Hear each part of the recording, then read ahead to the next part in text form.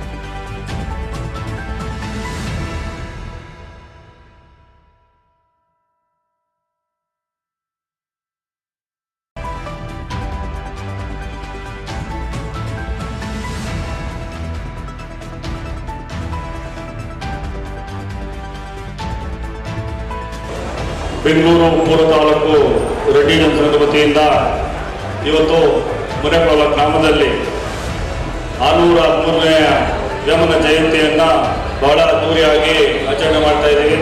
ಜೊತೆಗೆ ಏನು ವೇಮನ ಪುತ್ಥಳಿಯನ್ನು ಅನಾವರಣ ಮಾಡಿ ನಮ್ಮ ಏನು ಬಸ್ ಸ್ಟಾಪ್ ಸರ್ಕಲ್ಗೆ ವೇಮನ ನೃತ್ಯ ಅಂತೇಳಿ ನಾಮಕರಣವನ್ನು ಮಾಡಿ ಈ ಕಾರ್ಯಕ್ರಮಕ್ಕೆ ದಿವ್ಯ ಸಾನ್ನಿಧ್ಯವನ್ನು ವಹಿಸಿದಂಥ ಶ್ರೀ ವೇಮನ ಸ್ವಾಮೀಜಿಯವರು ಒಂದು ಪಾದಕ್ಕೆ ನಮಸ್ಕರಿಸುತ್ತಾ ಇನ್ನೊಬ್ಬರನ್ನ ಪ್ರೋತ್ಸಾಹ ಮಾಡಿ ಅವ್ರು ಯಾವ್ಯಾವ ರಂಗದಲ್ಲಿ ಅವ್ರ ಆಸಕ್ತಿ ಇದೆ ಆ ರಂಗದಲ್ಲಿ ಅವ್ರಿಗೆ ಪ್ರೋತ್ಸಾಹ ಕೊಟ್ಟು ಬೆಳೆಯೋದಕ್ಕೆ ನಾವು ಪ್ರೋತ್ಸಾಹ ಮಾಡಬೇಕು. ಯಾಕಂದ್ರೆ ಇವತ್ತಿನ ದಿವಸ ಈ ರಾಜಕೀಯ ಅನ್ನೋ ಪದ ಏನೋ ರಾಜಕೀಯವಾಗಿ ವಿವಿಧ ಪಕ್ಷಗಳಲ್ಲಿ ನಮ್ಮ ರೆಡ್ಡಿ ಕುಲಬಂಧವರು ಹಂಚಿಕೊಂಡಿದ್ದಾರೆ. ಆ ರಾಜಕೀಯದಿಂದ ವೈಮನಸ್ಯಗಳು ಜಾಸ್ತಿಯಾಗಿ ನಾವು ಒಗ್ಗಟ್ಟಾಗೋದಕ್ಕೆ ತುಂಬಾ ಕಷ್ಟಕರ ಆಗ್ತಾ ಇದೆ. ಇಂಥ ಕ್ಲಿಷ್ಟ ಪರಿಸ್ಥಿತಿಯಲ್ಲಿ ಇವತ್ತು ದಿವಸ ನಾವು ಎಲ್ಲ ಪಕ್ಷ ಭೇದವನ್ನು ಮರೆತು ನಮ್ಮ ಮುನ್ನೆಕೊಳ್ಳ ಭಾಗದಲ್ಲಿ ಈ ವೇಮನ ಜಯಂತಿಯನ್ನ ಎಲ್ಲರೂ ಕೂಡಿ ಎಲ್ಲ ಜಾತಿಗೆ ಯಾವುದೇ ಪಕ್ಷ ಭೇದವಿಲ್ಲದೆ ಮಾಡ್ತಾ ಇರೋದು ತುಂಬಾ ಸಂತೋಷ. ಯಾಕಂದ್ರೆ ಇವತ್ತು ನಾನು ಇದು ನಗರ ಪಾಲಿಕೆ ಸದಸ್ಯನಾಗಿ ಬೆಳಿಬೇಕಾದ್ರೆ ಅನ್ಯ ಕೋಮದವರನ್ನು ಕೂಡ ಓಟ್ ಹಾಕಿರ್ಬೋದು. ಆದರೆ ನಮ್ಮ ರೆಡ್ಡಿ ಕುಲದ ಯುವಕರು ನಮ್ಮ ಜೊತೆಗೆ ಇತ್ತು, ನಮ್ಮ ಬೆನ್ನೆಲುಬಾಗಿ ನಿಂತು ಅವರ ಸಹಾಯದಿಂದ ಇವತ್ತು ನಾವು 4 ಬಾರಿ ನಗರ ಪಾಲಿಕೆ ಸದಸ್ಯನಾಗಿ ತಮ್ಮ ಮುಂದೆ ಇರೋದಕ್ಕೆ ನನಗೆ ತುಂಬಾ ಸಂತೋಷ ಆಗ್ತಾ ಇದೆ.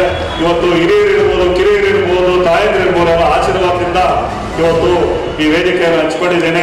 ನಮ್ಮ ಕುಲಭಾಗವನ್ನ ಒಗ್ಗಟ್ಟಾಗಿ ಸೇರಿ ನಾವೆಲ್ಲ ಏನು ಸಹಕಾರಿ ಬ್ಯಾಂಕ್ ಅನ್ನ ನಿರ್ಮಾಣ ಮಾಡ್ಬೇಕಂತ ಹೇಳಿ ನಮ್ಮ ನಂದೀಶ್ ರೆಡ್ಡಿ ಅವರು ಹೇಳಿದ್ದಾರೆ.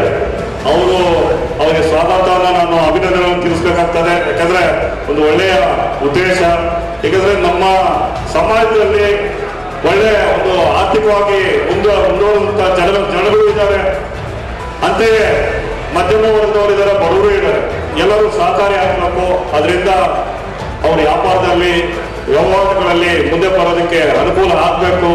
ಅವರೇ ಪ್ರಶ್ನೆ ಮಾಡಿದ್ರು, ನನ್ನ ಮೊದಲನೇ ಡಿಪಾರ್ಟ್ಮೆಂಟ್ ನಂದೇ ಅಂತ. ನಮ್ಗೆಲ್ಲ ತುಂಬಾ ಸಂತೋಷ. ತುಂಬಾ ನಿಮ್ಮದಿಂದ ಶ್ರದ್ಧೆಯಿಂದ ಅವರು ಇದರಲ್ಲಿ ಇನ್ವಾಲ್ವ್ ಆಗ್ತಾರೆ ಅನ್ನೋದು ನೆಕ್ಸ್ಟ್ ಗಮನಿಸಲಿ. ಆದಷ್ಟು ಬೇಗ ನಮ್ಮ ಸಮಾಜ ದುರ್ಭವ ಬೈಯೊಟ್ಟು ಹೋಗ್ಲಿ ಅಂತ ಹಾರೈಸಿ ಅದಕ್ಕೆ ಬೇಕಾದ ಶಕ್ತಿಯನ್ನು, ಆಧ್ಯಾತ್ಮ ಸ್ಥೈರ್ಯವನ್ನು ಮಹಾಯೋಗಿ ನೇಮನ ತಾಯಿ ನೇಮನಡಿ ಮಲ್ಲಮ್ಮ ಸದಾ ಕೊಡ್ಲಿ ಅಂತ ಹಾರೈಸಿ ಎಲ್ರಿಗೂ ಮಂಗಳ ಆಗಲಿ. ನಾರಾಯಣ. ಕೆಆರ್ಪುರದಲ್ಲಿ ಘನ ಉಚ್ಚ ನ್ಯಾಯಾಲಯದ ಆದೇಶವನ್ನು ಉಲ್ಲಂಘಿಸಿ ನ್ಯಾಯಾಲಯಕ್ಕೆ ಅಗೌರವ ತೋರಿದ್ದಾರೆ. ಕೆಆರ್ಪುರಂ ಬೆಂಗಳೂರಿನ ಪೂರ್ವ ತಾಲೂಕಿನ ದೊಡ್ಡಗುಬ್ಬಿ ಗ್ರಾಮ ಪಂಚಾಯತ್ ಅಧಿಕಾರಿ ರೋಹಿತ್ ಹಾಗೂ ಇತರೆ ಅಧಿಕಾರಿಗಳು ಕರ್ತವ್ಯ ಲೋಪ ಎಸಗಿದ್ದಾರೆಂದು ಆರೋಪಿಸಿ ಕ್ಷೇತ್ರ ಜೆಡಿಎಸ್ ಉಪಾಧ್ಯಕ್ಷ ಎನ್ ಚಂದ್ರಶೇಖರ್ ಆಕ್ರೋಶವನ್ನು ವ್ಯಕ್ತಪಡಿಸಿದರು. ಮಹದೇವಪುರ ಕ್ಷೇತ್ರದ ಬಿದರಹಳ್ಳಿ ಹೋಬಳಿಯ ದೊಡ್ಡಗುಬ್ಬಿ ಗ್ರಾಮದಲ್ಲಿ ಆಯೋಜಿಸಿದ ಮಾಧ್ಯಮಗೋಷ್ಠಿಯಲ್ಲಿ ಮಾತನಾಡಿದ ಅವರು, ದೊಡ್ಡಗುಬ್ಬಿ ಗ್ರಾಮದ ಸರ್ವೆ ನಂಬರ್ 106ರಲ್ಲಿ 3 ಎಕರೆ 16 ಗುಂಟೆ ಸರ್ಕಾರಿ ಗುಂಡುಗೋಪು ಜಮೀನಿನ ಪೈಕಿ 16 ಗುಂಟೆ ಜಮೀನನ್ನ ನೂತನ ಗ್ರಾಮ ಪಂಚಾಯತ್ ಕಟ್ಟಡ ಹಾಗೂ ಡಿಜಿಟಲ್ ಗ್ರಂಥಾಲಯ ಕಟ್ಟಡ ನಿರ್ಮಿಸಲು ಕಾಯ್ದೆ 1964ರ ಕಲಂ 71ರ ಅಡಿ ಕಾಯ್ದಿರಿಸಿ ಜಿಲ್ಲಾ ಪಂಚಾಯತಿಗೆ ಹಸ್ತಾಂತರಿಸಲು ಆದೇಶವನ್ನು ಹೊರಡಿಸಿದೆ. ನ್ಯಾಯಾಲಯದ ಆದೇಶವನ್ನ ಗಾಳಿಗೆ ತೂರಿ ನ್ಯಾಯಾಲಯಕ್ಕೆ ಅಗೌರವ ಸೂಚಿಸುವವರ ವಿರುದ್ಧ ಕಾನೂನು ರೀತಿ ಕ್ರಮ ಕೈಗೊಳ್ಳಬೇಕು. ಈ ಪ್ರಕರಣ ತಾಲೂಕು ಕಚೇರಿಗೆ, ಲೋಕಾಯುಕ್ತರ ಕಚೇರಿಗೆ ದೂರು ಸಲ್ಲಿಸಿದ್ದು ನ್ಯಾಯ ಸಿಗುವವರೆಗೆ ಹೋರಾಟ ಮಾಡುವುದಾಗಿ ಎಚ್ಚರಿಕೆಯನ್ನ ನೀಡಿದರು. 65 ಲಕ್ಷಕ್ಕೂ ಹೆಚ್ಚು ಸಾರ್ವಜನಿಕರ ತೆರಿಗೆ ಪಂಚಾಯತ್ ಅನುದಾನಿತ ಸರ್ಕಾರದ ಹಣವನ್ನು ದುರುಪಯೋಗವಾಗದಂತೆ ಉಪಯೋಗಿಸಬೇಕೆಂದು ಮನವಿಯನ್ನ ಮಾಡಿದರು. ಈ ಸಂದರ್ಭದಲ್ಲಿ ಪತ್ರಿಕಾಗೋಷ್ಠಿಯಲ್ಲಿ ಕೆಆರ್ಎಸ್ ಪಕ್ಷದ ಸದಸ್ಯ ಜಗದೀಶ್, ಹಿರಂಡಹಳ್ಳಿ ರಾಮಸ್ವಾಮಿ, ರಾಜು ಉಪಸ್ಥಿತರಿದ್ದರು. NKS-TV4 bureau report, Bengaluru. ಮಂಡ್ಯದಲ್ಲಿ ನೈಸರ್ಗಿಕ ಕೃಷಿ ಪದ್ಧತಿಯನ್ನು ಅನುಸರಿಸಿ ಸಮಗ್ರ ಬೇಸಾಯ ಮಾಡಿ ಸೈ ಎನಿಸಿಕೊಂಡು ಸಾಧನೆ ಮಾಡಿದ ಪ್ರಗತಿಪರ ರೈತ ವಿಠಲಾಪುರ ಸುಬ್ಬೇಗೌಡ. ಮಲೆನಾಡಿನ ಬೆಳೆಗಳಾದ ಕರಿಮೆಣಸು, ಏಲಕ್ಕಿ, ಚಕ್ಕೆ, ಜಾಯಿಕಾಯಿ, ಅರಿಶಿನ, ಶುಂಠಿ, ಪನ್ನೀರು, ಇಂಗು, ಕಾಫಿ, ತೆಂಗು, ಅಡಿಕೆ, ಕೋಕ್, ಸೀಬೆ, ಸಪೋಟ, ಪಪ್ಪಾಯ, ಅಂಜೂರ, ಸಿಲ್ವರ್, ತೇಗ ಬೆಳೆದು ವರ್ಷಕ್ಕೆ 50 ಲಕ್ಷ ರೂಪಾಯಿಗಳಿಗೂ ಹೆಚ್ಚು ಲಾಭ ಸಂಪಾದಿಸಿ ಕೃಷಿಯನ್ನ ಲಾಭದಾಯಕ ಉದ್ಯಮವನ್ನಾಗಿಸಿಕೊಂಡು ರಾಜ್ಯದ ರೈತರಿಗೆ ಮಾದರಿಯಾಗಿದ್ದಾರೆ ಸುಬ್ಬೇಗೌಡ. ಕೃಷ್ಣರಾಜಪೇಟೆ ತಾಲೂಕಿನ ವಿಠಲಾಪುರ ಗ್ರಾಮದ ಪಂಚಾಯತ್ ವ್ಯಾಪ್ತಿಯ ಚಿಕ್ಕಗಾಡಿಗನಹಳ್ಳಿಯ ಬಳಿ 5 ಎಕರೆ ಭೂಮಿಯಲ್ಲಿ ಕರಿಮೆಣಸು ಬೆಳೆದು ಪ್ರಥಮ ಬೆಲೆಯನ್ನ 25 ಲಕ್ಷ ರೂಪಾಯಿಗಳಿಗೆ ಮಾರಾಟ ಮಾಡಿ ಕೃಷ್ಣರಾಜಪೇಟೆ ತಾಲೂಕಿನ ಒಣಭೂಮಿಯಾಗಿರುವ ತಮ್ಮ ಜಮೀನಿನಲ್ಲಿ ಮಲೆನಾಡಿನಲ್ಲಿ ಬೆಳೆಯುವ ಕರಿಮೆಣಸನ್ನ ಬೆಳೆದು ಯಶಸ್ವಿಯಾಗಿದ್ದಾರೆ. NKS-TV4 bureau report, Mandya. ನಮಗೆ ದೂರದರ್ಶನ ಚಂದನ ಟಿವಿಯವರು ನಮ್ಮ ತೋಟಕ್ಕೆ ಬಂದಿರೋದಕ್ಕೆ ನಾನು ನನ್ನ ವೈಯಕ್ತಿಕವಾಗಿ ನಮ್ಮ ತಾಲೂಕಿನ ಎಲ್ಲ ರೈತರ ಪರವಾಗಿ ನಿಮಗೆ ಹೃತ್ಪೂರ್ವಕ ಸ್ವಾಗತ ಬಯಸ್ತೇನೆ. ನಾನು ಮೂಲತಃ ನೌಕರಿಲಿದ್ದವನು. 1973ರಿಂದ 1991 ತನಕ ಸಹಕಾರ ಇಲಾಖೆಯಲ್ಲಿ ಕೆಲಸ ಮಾಡಿ 19 ವರ್ಷ ಸೇವೆ ಮಾಡಿ ಕೊನೆಗೆ ನಾನು ಬೇಸಾಯ ಮಾಡಬೇಕು ಅನ್ನೋ ಆಸೆಯಿಂದ ನನಗೆ ನನ್ನ ಗುರುಗಳಾದ ಮಾನ್ಯ ದಬ್ಬೆಗಡ್ಡ ಪುಟ್ಟೇಗೌಡರು ಪ್ರೋತ್ಸಾಹ ಮಾಡಿ ನಾನು ಈ ಎಲ್ಲ ತೋಟದಿಂದ ಬರೀ ಕಬ್ಬು ಮಾತ್ರ ಬೆಳೀತಿದ್ದೆ. ಅದಾದಮೇಲೆ ಅವರು ನಮ್ಮ ತೋಟಕ್ಕೆ ಬಂದು, ನೀನು ಕಬ್ಬು ಬೆಳೆಯೋದು ನಿಲ್ಲಿಸಪ್ಪ, ಇನ್ಮೇಲೆ ಪೂರ್ಣ ಇದಕ್ಕೆ ಹೋಗ್ಬೇಕು, ಏನೋ ಉತ್ಪನ್ನ ಮಾಡ್ತಕ್ಕಂಥ ಸಸಿಗಳನ್ನ ನೆಟ್ಟು ಸಂಪಾದನೆ ಮಾಡಬೇಕು, ಅದರಲ್ಲಿ ತೆಂಗು ಮಾಡು ಅಂತೇಳಿ ತೆಂಗು ಮಾಡಿಸಿ ಅಡಿಕೆ ಮಾಡಿ, ಅದಾದಮೇಲೆ ನಾನೇ ಹಿಂಗೆ ಎಲ್ಲ ತೋಟಗಳನ್ನು ಸುತ್ತ ಶುರು ಮಾಡಿದ್ಮೇಲೆ 1989ರಿಂದ ಖಂಡಿತವಾಗಿ ನಾನು ಬೇಸಾಯಕ್ಕೆ ಬಂದೆ. 95-96 ಕಬ್ಬು ಬೆಳೆದೆ. ಕಬ್ಬನ್ನು ಸುಮಾರು 1000ರಿಂದ 1200 ಟನ್ ಕಬ್ಬು ಹೊಡಿತಿದ್ದೆ. ಮಾನ್ಯ ಮುಖ್ಯಮಂತ್ರಿ ಬಂಗಾರಪ್ಪನವ್ರ ಕಾಲದಲ್ಲಿ ಸ್ಟೇಟ್ ಅವಾರ್ಡ್ಗೆ 107 ಟನ್ನು 700 ಗ್ರಾಮ್ ಬೆಳೆದಿದ್ದೆ. ಆದರೆ ನನಗೆ ಅನಿವಾರ್ಯವಾಗಿ ಧಾರವಾಡದ ಒಬ್ಬ ರೈತನಿಗೆ 109 ಟನ್ನಿಗೆ 1 ಲಕ್ಷ ರೂಪಾಯಿ ಅವಾರ್ಡ್ ಹೋಗ್ಬಿಡ್ತು. ಅವತ್ತಿಂದ ನಾನು ಚಾಲೆಂಜ್ ಮಾಡಿ ಬೇಸಾಯ ಮಾಡಲೇಬೇಕು, ನಾನು ಅವಾರ್ಡ್ ತಗೊಳ್ಳೇಬೇಕು ಅಂತ ಹೇಳಿ ಸಮಗ್ರ ಕೃಷಿ ಮಾಡಿ ಸುಮಾರು ನಮ್ಮದು 22 ಎಕರೆಲ್ಲೂ ಸಮಗ್ರ ಕೃಷಿ ಮಾಡಿದ್ದೀನಿ. ಅದರಲ್ಲಿ ಒಂದು ತಾಕಲ್ಲಿ ನೀವೇ ನೋಡ್ದಂಗೆ ಬರೀ ಮೆಣಸು ಮಾಡಿದ್ದೀನಿ. ಅದು 29 ಲಕ್ಷಕ್ಕೆ ನಾವು ಈಗ ಮಾರಾಟ ಮಾಡಿದ್ದೀವಿ. ಇದರಲ್ಲಿ ಸಮಗ್ರ ಕೃಷಿ ಅಂದರೆ ಎಲ್ಲ ಥರದ ಬೆಳೆನೂ ಇದೆ. ಕಾಫಿ ಇದೆ, ಕೊಕ್ಕೋ ಇದೆ, ಜಾಯ್ಕಾಯಿ ಇದೆ, ಮೆಣಸು ಇದೆ, ಸೀಬೆ ಇದೆ, ನಿಂಬೆ ಇದೆ, ಸಪೋಟ ಇದೆ, ಮಾವಿದೆ, ಮತ್ತು ಬಟರ್ ಫ್ರೂಟ್ಸ್ ಇದೆ. ಆ್ಯಂಡ್ ದೆನ್ ಈ ಥರ ಎಲ್ಲ ಬೆಳೆಗಳನ್ನು ಬೆಳೆದು ಅದರಲ್ಲಿ ನಾವು ಉತ್ಪನ್ನ ಮಾಡೋದ್ರ ಬಗ್ಗೆ ಹೆಚ್ಚಿಗೆ ಗಮನ ಕೊಡಬೇಕು ಅಂತ ಹೇಳಿ ಮಾಡ್ದು. ನಮ್ಮ ರೈತರು ನೀರನ್ನು ಪೋಲ್ ಮಾಡೋದ್ರ ಬದಲು ಡ್ರಿಪ್ಗೆ ಆಗೋದಾದರೆ ಡ್ರಿಪ್ಗೆ ಉಪಯೋಗಿಸ್ಕೋಬೇಕು. ಕಡಿಮೆ ಇದ್ದರೆ ನೀರು ಹೆಚ್ಚಿಗೆ ಇದ್ದರೆ ಹಾಯಿಸೋದು ಬಿಟ್ಟು ತುಂತುರು ನೀರಾವರಿ ಮಾಡಿ ಮರದ ಗೆಡ್ಡೆಗೆ ಅದರಿಂದ ಬರ್ತಕ್ಕಂಥ ತ್ಯಾಜ್ಯವನ್ನು ಕರಗಿಸಿ ಅದಕ್ಕಾಗ್ತಕ್ಕಂಥ ಮನೆ ಗೊಬ್ಬರ ಮತ್ತು ಜೀವಾಮೃತ, ಅತಿ ಮುಖ್ಯವಾಗಿ ಜೀವಾಮೃತ ಮಾಡಬೇಕು. ಮತ್ತು ಬೇವಿನ ಹಿಂಡಿ, ಇದು ನ್ಯೂಟ್ರಿಯೆಂಟ್ಸ್ ಎಲ್ಲ ಕೊಟ್ಟು ಬೆಳೆದ್ರೆ ಒಂದು ತೆಂಗಿನ ಮರ ಕಡಿಮೆ ಅಂತ ಹೇಳಿದ್ರೆ ನಮ್ಮದು 180 ಇಂದ 200 ಕಾಯಿ ಕೊಡ್ತಿತ್ತು. ನಾವು ಅನಿವಾರ್ಯವಾಗಿ ಕೊಬ್ಬರಿ ಹಾಕ್ತಿದ್ದೋ. ಒಂದು ವರ್ಷಕ್ಕೆ ಕಡಿಮೆ ಅಂದರೆ 120 ಇಂದ 130 ಕ್ವಿಂಟಾಲು ಕೊಬ್ಬರಿ ಮಾರ್ತಿದ್ದೋ. ಈಗ ಕೊಬ್ಬರಿ ದರ ಬಿದ್ದದ್ರಿಂದ ಈ ವರ್ಷ ಮಾತ್ರ ರೈಸ್ ಆಗಿದೆ. ನಾವು ಎಳ್ನೀರಿಗೆ ಹೋಗಿದ್ದೀವಿ. ಎಳ್ನೀರಲ್ಲೂ ನಮ್ಗೆ ಒಂದು ಸಾರಿ ಒಂದು ವರ್ಷಕ್ಕೆ ಅಂದರೆ 14 ತಿಂಗಳಿಗೆ ಕುಯ್ಲು ಕೂದ್ರೆ ಕಡಿಮೆ ಅಂತ ಹೇಳಿದ್ರೆ ಒಂದು ಮರ 250 ಇಂದ 240 ಎಳ್ನೀರು ಕೊಡ್ತದೆ. ಇವತ್ತಿನ ಮಾರ್ಕೆಟ್ಗೆ ಹೋಲಿಸ್ಕೊಂಡಾಗ 5,000 ರೂಪಾಯಿ ಮೇಲೆ ಒಂದು ಮರ ಕೊಡ್ತದೆ. ಅಡಿಕೆನೂ ಅಷ್ಟೇ. ಈಗ ನಾವು ನನ್ನ ತೋಟ ಮಾಡೋಕ್ಕೆ ಶುರು ಮಾಡಿ 1998-99 ಶುರು ಮಾಡಿ ಇವತ್ತಿನವರೆಗೆ ನಾವು ಉಳುಮೆ ಮಾಡಿಸಿಲ್ಲ. ಶೂನ್ಯ ಬಂಡವಾಳ. ಇದ್ರ ಜೊತೆಗೆ ನಮ್ಮದು ಸಾವಯವ ಕೃಷಿ ಮಾಡ್ತೀವಿ, ನೈಸರ್ಗಿಕ ಕೃಷಿನೂ ಯೂಸ್ ಮಾಡ್ತಾ ಇದ್ದೀವಿ. ಜೀವಾಮೃತನ ಕಡ್ಡಾಯವಾಗಿ ಮಾಡಬೇಕು. ಮಾನ್ಯ ರೈತರೆಲ್ಲ ದಯಮಾಡಿ ಏನು ನಿಮ್ಮ ಮನಸ್ಸಿನಲ್ಲಿದೆ, ನಾಟಿ ಹಸು ತಗೊಳ್ಳೋದೇ ಇಲಾತಿ ಹಸು ತಗೊಂಡ್ರೆ ಬದುಕಬಹುದು ಅನ್ನೋ ಆಸೆ ಇದ್ದರೆ ದಯವಿಟ್ಟು ಅದನ್ನು ಮರೆತು ಅದನ್ನು ನೆಪ ಮಾತ್ರಕ್ಕೆ ಎಷ್ಟು ಬೇಕೋ ಅಷ್ಟು ಮಡಿಕೊಂಡು ಭೂಮಿ ಉಳಿಬೇಕಾದ್ರೆ ನಾವು ಉಳಿತೀವಿ, ನಾವು ಉಳಿದ್ರೆ ನಮ್ಮ ಮಕ್ಕಳು ಉಳಿತವೆ, ಮಕ್ಕಳು ಉಳಿದ್ರೆ ದೇಶ ಉಳಿತದೆ. ಇಲ್ಲಾಂದರೆ ಎಲ್ಲ ಪೂರ್ಣ ಸರ್ವನಾಶ ಆಗೋಯ್ತದೆ. ದಯಮಾಡಿ ಪ್ರತಿಯೊಬ್ಬರೂ ಒಂದೊಂದು ನಾಟಿ ಹಸು ಈಗ ಅದರಲ್ಲಿ ಯಾಕೆ ನಾಟಿ ಹಸು ಹೇಳ್ತೀನಿ ಅಂತ ಹೇಳಿದ್ರೆ, ಒಂದು ನಾಟಿ ಹಸುವಿನಲ್ಲಿ 33 ಔಷಧಿ ಆಗ್ತಕ್ಕಂಥ ಗಂಜಾ ಇದೆ. ಅದರಲ್ಲಿ 33 ಔಷಧಿಗೆ ಉಪಯೋಗಿಸ್ತಾರೆ. ಆ್ಯಂಡ್ ದೆನ್ ಅದರ ತೊಪ್ಪೆ ಇದೆಯಲ್ಲ, ತೊಪ್ಪೆಯಲ್ಲಿ ನ್ಯೂಟ್ರಿಯೆಂಟ್ಸ್ ಜಾಸ್ತಿ ಸಿಗ್ತದೆ. ಅದು ಅತಿ ಹೆಚ್ಚಿನ ಪ್ರಮಾಣದಲ್ಲಿ ಸಿಗ್ತಕ್ಕಂಥದ್ದು ಅಂತ ಹೇಳಿದ್ರೆ, ನಾವು ನಮ್ಮ ತಾಯಿ ಜನ್ಮ ಕೊಟ್ಟಾಗ ನಮ್ಗೆ ಹೆಂಗೆ 9 ತಿಂಗಳು ಎದೆ ಹಾಲು ಉಣಿಸ್ತಾಳೋ ಅದೇ ಥರ ಭೂಮಿಗೆ ನಾಟಿ ಹಸಿನ ಗೊಬ್ಬರನ ಉಪಯೋಗಿಸಿ ಅದ್ರ ಗಂಧವನ್ನು ಉಪಯೋಗಿಸಿದ್ರೆ 100ಕ್ಕೆ 100 ಭಾಗ ಭೂಮಿ ಉಳಿಯುತ್ತೆ. ಭೂಮಿ ಉಳಿದ್ರೆ ನಾವೆಲ್ಲ ಉಳಿತೀವಿ, ನಾವು ಉಳಿದ್ರೆ ದೇಶ ಉಳಿತದೆ. ಇಲ್ಲದೆ ಹೋದರೆ ಜೀವಾಣುಗಳು ಸತ್ತೋಯ್ತವೆ. ಮತ್ತು ನಮ್ಮ ರೈತ ಏನು ಮಾಡ್ತಾರೆ ಅಂತ ಹೇಳಿದ್ರೆ, ದುಡ್ಡು ಸಿಗ್ತದೆ ಅಂತೇಳಿ 2 ಎಕರೆ ಜಮೀನಿದ್ರೆ 5 ಸಾರಿ ಉಕ್ಕೆ ಮಾಡಿಸ್ತಾರೆ. 5 ಸಾರಿ ಉಕ್ಕೆ ಮಾಡಿದಾಗ ಅದು 70 ಹಾರ್ಸು 35 ಹಾರ್ಸ್ನ ವೃದ್ಧಿ ಆಗ್ಬೇಕಾದ್ರೆ 2 ಇಯರ್ಸ್ 2 ವರ್ಷ ಬೇಕು. ಆ 2 ವರ್ಷ ತಿರ್ಗಾ ಫಸಲೆಲ್ಲ ಹೊರಟೋಯ್ತದೆ. ಇವೆಲ್ಲನೂ ಮನಗಂಡು ರೈತರು ಎಲ್ಲೆಲ್ಲಿ ಕಾರ್ಯಕ್ರಮ ನಡೀತದೆ, ಯಾರ್ಯಾರು ಸಾವಯವ ಕೃಷಿ ಮಾಡಿರ್ತಾರೆ ಅಥವಾ ನೈಸರ್ಗಿಕ ಕೃಷಿ ಮಾಡಿರ್ತಾರೆ, ಮತ್ತು ಶೂನ್ಯ ಬಂಡವಾಳ ಯಾರು ಮಾಡಿರ್ತಾರೆ, ಅದಲ್ಲದೆ ಜೈವಿಕ ಕೃಷಿ ಮಾಡ್ತಕ್ಕಂಥದ್ದು ತುಂಬ ಒಳ್ಳೆಯದು. ಒಂದು ನಾಟಿ ಹಸುವಿನ ಕೊಂಬಿನಲ್ಲಿ ಅದ್ರ ಸಗಣಿನ 3 ತಿಂಗಳು ನೀವು ಮರಳಲ್ಲಿ ಉಣಿ ಹಾಕ್ಬಿಟ್ರೆ ಒಂದೊಂದು 10 ಗ್ರಾಮ್ನಷ್ಟು ಉಂಡೆ ಮಾಡಿ ಹಾಕಿದ್ರೆ ಸಾಕು, ಅದು ಗೊಬ್ಬರ ಕೊಟ್ಬಿಡ್ತದೆ. ಅದು ಜೈವಿಕ ಕೃಷಿದು. ಜೈವಿಕ ಕೃಷಿನೇ ಬೇರೆ. ಅದು ಮಾಡೋಕ್ಕಾಗೋದಿಲ್ಲ ಅಂತ ಹೇಳಿದ್ರೆ ಈ ಥರ ನಾವು ಮಾಡಬೇಕು. ದಯಮಾಡಿ ಎಲ್ಲ ರೈತರು ಸಾವಯವಕ್ಕೆ ಒತ್ತು ಕೊಡಬೇಕು. ಮತ್ತು ನೀವೇನು ತಿಂತೀರೋ ಆರ್ಕ, ನವಣೆ, ಸಜ್ಜೆ, ಮತ್ತು ಊದ್ಲು, ಬರಗು, ಜೋಳ, ರಾಗಿ, ಗೋಧಿ ಈ ಥರದ ತಿಂದರೆ ನಮಗೆ ನಾರಿನಂಶ ಜಾಸ್ತಿ ಸಿಗ್ತದೆ. ನಮಗೆ ಮಂಡಿ ನೋವು ಬರಲ್ಲ, ಶುಗರ್ ಬರಲ್ಲ, BP ಬರಲ್ಲ. ಇದೆಲ್ಲನೂ ಜನ ಉಪಯೋಗಿಸಿದ್ರೆ ತುಂಬ ಒಳ್ಳೆಯದು ಅಂಥೇಳಿ ನಮ್ಮ ದೂರದರ್ಶನ TVಯವ್ರ ಮುಖಾಂತರ ಇಡೀ ಕರ್ನಾಟಕ ಜನರಿಗೆ ನಾನು ಒಂದು ಸಂದೇಶ ಕೊಡೋಕ್ಕೆ ಬಯಸ್ತೇನೆ. ಈಗ ನೀವು ಎಲ್ಲ ಬೇಕಾದಷ್ಟು ಜನ ರೈತರು ಹೇಳ್ತಾರೆ, ಬೇಸಾಯ ಮಾಡಿದ್ರೆ ಸತ್ತೋಯ್ತೀವಿ, ನೇತಾಕತ್ತೀವಿ ಅಂತ. ನೀವು ಬಂದು ನೋಡಿದ್ರೆ ನಂದು 1 ವರ್ಷದ ಆದಾಯ 60 ಲಕ್ಷ. ನೀವು ಯಾರು ನಂಬಲ್ಲ. 60 ಲಕ್ಷ ಅಂದ ತಕ್ಷಣಲೇ DC ಅವ್ರು ಕೇಳ್ಬೋದೇನೋ. ನಾವು DC ಅವ್ರಿಗೆ ಈ ಸರಿ ಪತ್ರ ಬರೀಬೇಕು ಅಂತ ಮಾಡಿದ್ದೀನಿ. ಮಹಾಸ್ವಾಮಿ, ನಂದು ಆದಾಯ ಎಷ್ಟು ಬರ್ತಾ ಇದೆ, ನನಗೆ ನೀವು ಸರ್ಕಾರದಲ್ಲಿ ಇಷ್ಟನೇ ಸೆಕ್ಷನ್ ಪ್ರಕಾರ ನೀವು ಹಣ ಇಟ್ಕೋಬೋದು, ನಿಮಗೆ ಟ್ಯಾಕ್ಸ್ ತಗೊಳಕ್ಕಿಲ್ಲ ಅಂತ ಹೇಳ್ತೀರಿ, ನಮಗೆ ಕೊಡಿ ಅಂತ ಕೇಳೋಂಥ ಕಾಲ ರೈತರಿಗೆ ಬಂದಿದೆ.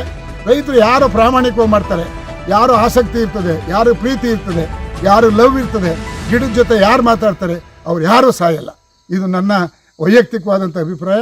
ದಯಮಾಡಿ ಈ ರಾಜ್ಯದ ಜನ, ಈ ದೇಶದ ಜನ, ಆಮೇಲೆ ಸರ್ಕಾರದವರು, ಕೇಂದ್ರ ಸರ್ಕಾರದವರೇ ಆಗಲಿ, ರಾಜ್ಯ ಸರ್ಕಾರದವರೇ ಆಗಲಿ, ಮತ್ತು ನಮ್ಮ ಸಾವಯವ ಕೃಷಿಕರಾಗಲಿ, ನೈಸರ್ಗಿಕ ಕೃಷಿಗಾಗಲಿ ಒತ್ತು ಕೊಡ್ತಾ ಇಲ್ಲ. ಒತ್ತು ಕೊಡಬೇಕು. ಮಾನ್ಯ ಪ್ರಧಾನಿಯವರು ಭಾಳಷ್ಟು ಹೇಳ್ತಾರೆ ಮಾಡ್ತೀವಿ ಅಂಥೇಳಿ. ಕಳೆದ ಬಡ್ಜೆಟಲ್ಲಿ ಮಾಡಿದ್ರು, ಈ ಸಾರಿ ಬಡ್ಜೆಟಲ್ಲಿ ಮಾಡೋರು ಅದು ಕಡಿಮೆ. ಒಂದು ನೈಸರ್ಗಿಕ ಕೃಷಿ ಮಾಡ್ತಕ್ಕಂಥವ್ರಿಗೆ, ಸಾವಯವ ಕೃಷಿ ಮಾಡ್ತಕ್ಕಂಥವ್ರಿಗೆ ಕಾರ್ಡ್ ಕೊಟ್ಟು ಅವರು 1 ಎಕರೆಗೆ ಇಷ್ಟು ಅಂತ ಸಹಾಯಧನ ಕೊಟ್ಟರೆ ಅವನು ಬದುಕ್ತಾನೆ ಇನ್ನೂ ಚೆನ್ನಾಗಿ, ಅವನಿಗೆ ಡೆವಲಪ್ಮೆಂಟ್ ಆಗುತ್ತೆ. ನಮಗೆ ಮಾರ್ಕೆಟಿಂಗ್ ಸೆಕ್ಷನ್ ತುಂಬ ಹಿಂಸೆ ಇದೆ. ನಮಗೆ ಮಾರ್ಕೆಟಿಂಗ್ ಹೋಗ್ಬೇಕಾದ್ರೆ ನಾನು ಸಾವಯವ ಕೃಷಿ, ನೈಸರ್ಗಿಕ ಕೃಷಿ ಮಾಡಿದ್ದೀನಿ ಅಂತ ಹೇಳಿದ್ರೆ ಅದಕ್ಕೆ ಯಾರೂ ಮಾಡ್ತಾ ಇಲ್ಲ. ಇದೆಲ್ಲನೂ ಮಾಡಿಸ್ಕೊಡ್ಬೇಕು, ಸರ್ಕಾರದವ್ರು ಮಾಡಬೇಕು, ಮತ್ತು ನಮ್ಮ ಕರ್ನಾಟಕ ಸರ್ಕಾರದವ್ರಿಗೆ ಹೆಚ್ಚಿಗೆ ಒತ್ತು ಕೊಡಬೇಕು. ಇದನ್ನು ಮಾಡ್ತಾರೆ ನಮ್ಮ ಮಾನ್ಯ ಮುಖ್ಯಮಂತ್ರಿಗಳು ಮತ್ತು ನಮ್ಮ ಕೃಷಿ ಸಚಿವರು ಅಂತ ಹೇಳಿ. ಮುಂಡರ್ಗಿಯಲ್ಲಿ ಡಾಕ್ಟರ್ ಬಿಆರ್ ಅಂಬೇಡ್ಕರ್ ಕುರಿತು ಅವಹೇಳನಕಾರಿ ಮಾತನಾಡಿದ ಕೇಂದ್ರ ಗೃಹ ಸಚಿವ ಅಮಿತ್ ಶಾ ವಿರುದ್ಧ ಮುಂಡರ್ಗಿ ನಗರದಲ್ಲಿ ಬೃಹತ್ ಪ್ರತಿಭಟನೆ ಜರುಗಿತು. ಡಾಕ್ಟರ್ ಬಿಆರ್ ಅಂಬೇಡ್ಕರ್ ಕುರಿತು ಅವಹೇಳನಕಾರಿ ಮಾತನಾಡಿದ ಕೇಂದ್ರ ಗೃಹ ಮಂತ್ರಿ ಅಮಿತ್ ಶಾ ವಿರುದ್ಧ ಮುಂಡರ್ಗಿ ನಗರದಲ್ಲಿ ಬೃಹತ್ ಪ್ರತಿಭಟನೆ ಜರುಗಿತು. ಮುಂಡರ್ಗಿ ಡಾಕ್ಟರ್ ಬಿಆರ್ ಅಂಬೇಡ್ಕರ್ ಅಭಿಮಾನಿ ಬಳಗದ ವತಿಯಿಂದ ಬೃಹತ್ ಪ್ರತಿಭಟನೆ. ಮುಂಡರ್ಗಿಯಲ್ಲಿಂದು ಅಂಗಡಿ ಮುಂಗಟ್ಟುಗಳು ಸೇರಿದಂತೆ ಸ್ವಯಂ ಬಂದ್.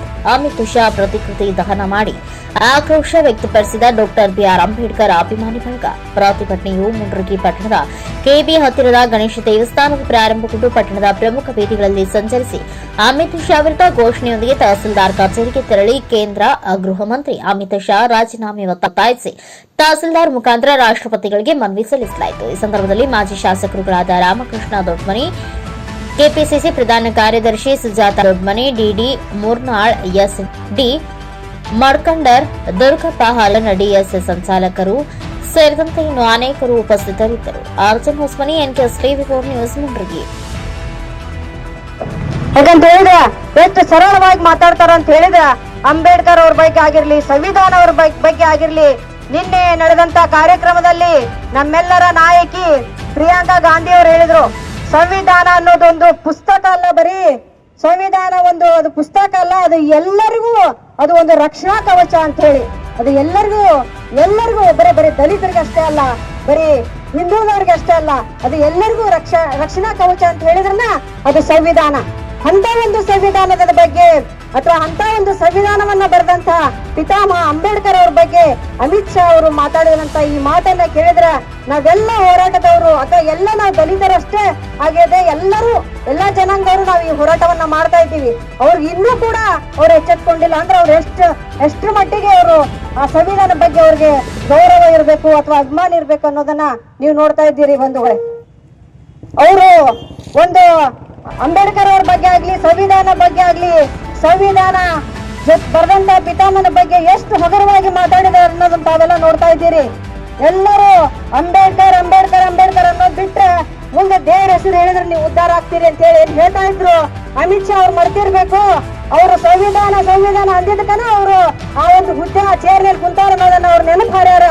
ಈ ಹೆಂಗಾಗ್ಬಿಟ್ಟೈತೆ ಅಂದ್ರೆ ಬಿಜೆಪಿ ಅವ್ರಿಗೆ ಒಂದೇ ಒಂದು ಅವ್ರದ್ದು ಉದ್ದೇಶ ಅಂತ ಹೇಳಿದ್ರೆ ಸಂವಿಧಾನವನ್ನ ಬದಲಾವಣೆ ಮಾಡ್ಬೇಕು ಅನ್ನೋ ಉದ್ದೇಶ ಇಟ್ಕೊಂಡು ಅವರು ಅಧಿಕಾರಕ್ಕೆ ಬಂದಾರ. ಆದ್ರ ಅವರು ಎಚ್ಚೆತ್ಕೋಬೇಕು, ಈಗ ಎಚ್ಚೆತ್ಕೋಬೇಕು. ನೀವೇನಾದ್ರೂ ಸಂವಿಧಾನವನ್ನ ಮುಟ್ಟಿದ್ದಾಗಿಲಿ, ಅಂಬೇಡ್ಕರ್ ಅವ್ರ ಬಗ್ಗೆ ಮಾತಾಡಿದಾಗಿದ್ರೆ ನಿಜವಾಗ್ಲೂ ನೀವೆಲ್ಲರೂ ಸುಟ್ಟು ಹೋಗ್ತೀರಿ ಅಂತ ಹೇಳಿ ಈ ಸಂದರ್ಭದಲ್ಲಿ ಹೇಳಕ್ ಇಷ್ಟಪಡ್ತೀನಿ. ಕೊಡ್ತಾನೆ ಅಂತಕ್ಕಂಥ ಮಾತನ್ನ ಅದು ಅಂಬೇಡ್ಕರ್ ಅವ್ರಿಗೆ ಅವಹೇಳನಕಾರಿ ಮಾತನಾಡ್ತಾರೆ. ಒಂದು ತಿಳ್ಕೋಬೇಕು, ಅಮಿತ್ ಶಾ ಇಲ್ಲಿರ್ತಕ್ಕಂಥ ಯಾರೂ ಕೂಡ ರಾಮನಿಂದ ಹಾಗೂ ನಿನ್ನ ಶ್ರೀಕೃಷ್ಣನಿಂದ ಬಂದಿರತಕ್ಕಂಥ ವ್ಯಕ್ತಿಗಳಲ್ಲ. ಇಲ್ಲಿ ಏನ್ ನಿಂತ್ಕೊಂಡು ಮಾತಾಡ್ತಾ ಇದ್ದೀವಿ ಅಂತಂದ್ರೆ ಇಲ್ಲಿರ್ತಕ್ಕಂಥ ಪ್ರತಿಯೊಬ್ಬರು ಆಗಿರ್ಬೋದು ಮಾತಾಡ್ತಕ್ಕಂಥ ಹಕ್ಕು ಪಡೆದಿದೆ ಅಂತಂದ್ರೆ ನಮ್ಮ ಅಪ್ಪ ಬಾಬಾ ಸಾಹೇಬ್ ಅಂಬೇಡ್ಕರ್ ಕೊಟ್ಟಿರ್ತಕ್ಕಂಥ ಒಂದು ಸಂವಿಧಾನ ತಿಳ್ಕೋಬೇಕು. ನೀನು ಕೂಡ ಒಬ್ಬ ಚಹಾ ಮಾಡ್ತಕ್ಕಂಥ ವ್ಯಕ್ತಿ ಈ ದೇಶದ ಪ್ರಧಾನಿ ಆಗ್ತಾನೆ, ಒಬ್ಬ ಗುಂಡ ಈ ದೇಶದ ರಾಷ್ಟ್ರದ ಒಂದು ಗೃಹ ಸಚಿವ ಆಗ್ತಾನೆ, ಬುಡಕಟ್ಟು ಜನಾಂಗದಲ್ಲಿರ್ತಕ್ಕಂಥ ಒಬ್ಬ ಮಹಿಳೆ ಈ ದೇಶದ ರಾಷ್ಟ್ರಪತಿ ಆಗ್ತಾರೆ ಅಂತಂದ್ರೆ ಅದು ನಿನ್ನ ರಾಮನಿಂದ ಅಲ್ಲ, ನಿನ್ನ ಕೃಷ್ಣನಿಂದ ಅಲ್ಲ, ಅದು ನಮಗೆ ಕೊಟ್ಟಿರ್ತಕ್ಕಂಥ ಬಾಬಾ ಸಾಹೇಬ್ ಅಂಬೇಡ್ಕರ್ ಅವರು ಕೊಟ್ಟಿರ್ತಕ್ಕಂಥ ಸಂವಿಧಾನದಿಂದ ಮಾತ್ರ ಸಾಧ್ಯ. ನೀನು ಪದೇ ಅಂಬೇಡ್ಕರ್ ಬಗ್ಗೆ, ಸಂವಿಧಾನದ ಬಗ್ಗೆ ಅವಹೇಳನಕಾರಿ ಭಾಷಣ ಮಾಡ್ತಾ ಇದ್ದೀರಾ. ಬಿಜೆಪಿ ಮನೋವಾದಿಗಳಾಗಿರುವುದು ನಿಮ್ಗೆಲ್ಲರಿಗೂ ಒಂದು ಎಚ್ಚರಿಕೆ ಹೇಳ್ತೀವಿ. ಇಲ್ಲಿರ್ತಕ್ಕಂಥ ಎಲ್ಲಾ ದಲಿತರು ಅಮ್ಮವ್ವ ದುರ್ಗ ಒಂದು ಜಾತ್ರೆಯ ಮುಂದ 30 ಕ್ವಿಂಟಲ್ ಇರ್ತಕ್ಕಂಥ ಕ್ವಾರಣ 10 ನಿಮಿಷದಲ್ಲಿ ಮೂಳೆ ಬೇರೆ ಚರ್ಮ ಬೇರೆ ಮಾಡ್ತಕ್ಕಂಥ ವ್ಯಕ್ತಿ ನಾವು. ನೀನಿರೋದ ಕೇವಲ 40 ಕೆಜಿ ಮಗನೇ, ನಿನ್ನನ್ನ ಬಯಸಿ ಮೂಳೆ ಬೇರೆ ಚರ್ಮ ಬೇರೆ ಮಾಡೋ ತಡ ಆಗಂಗಿಲ್ಲ. ಇಲ್ಲಿರ್ತಕ್ಕಂಥ ಪ್ರತಿಯೊಬ್ರು ಕೂಡ ಸಿಂಹದಂಗೆ ಬೈ ಬಿದ್ರೆ ನೀನು ಗಡೀಪಾರಲ್ಲ, ಈ ದೇಶನೇ ಬಿಟ್ಟು ತೊಲಬೇಕಾಗತ್ತೆ. ದಯಮಾಡಿ ಮುಂದೆ ಮಾತಾಡ್ಬೇಕಾದ್ರೆ ಎಚ್ಚರಿಕೆಯನ್ನ ಮಾತಾಡ್ಬೇಕು. ಅದೇ ರೀತಿಯಲ್ಲಿ ಅಂಬೇಡ್ಕರ್ ಅವ್ರ ಬಗ್ಗೆ ಆಗ್ಲಿ, ಸಂವಿಧಾನ ಬಗ್ಗೆ ಆಗ್ಲಿ ಬೇರೆ ರೀತಿಯಲ್ಲಿ ನೋಡ್ತಾ ಇದ್ದೀವಿ. ಮೊನ್ನೆನೇ ಕೂಡ ಯಾರ ನಮ್ಮ ಉಡುಪಿಯ ಪೇಜಾವರ ಶ್ರೀಯವರ ಪುತ್ರ ಅಪ್ಪನ ಕೈಲಿ ಏನೋ ಕಿಸಕ್ಕಾಗ್ಲಿ ಅಂದ್ರೂ ಕೂಡ ಮಗ ಕಿಸಿತಾನಂತೆ. ಅವರನ್ನ ಗೌರವಿಸುವ ಸಂವಿಧಾನ ಬೇಕಂತೆ. ಅಂದ್ರೆ ಈಗ ಇರ್ತಕ್ಕಂಥ ಸಂವಿಧಾನ ಹೆಂಗಿದೆ ಅಂತಂದ್ರೆ ಬಡವರ ಪರವಾಗಿ ಶ್ರೀಮಂತರ ಪರವಾಗಿಲ್ಲ, ಎಲ್ಲರೂ ಸಮಾನವಾಗಿರ್ಬೇಕು. ದಲಿತರು, ಹಿಂದುಳಿದ ವರ್ಗದವರು, ಅಲ್ಪಸಂಖ್ಯಾತರು ಎಲ್ಲವೂ ಕೂಡ ಈ ದೇಶದ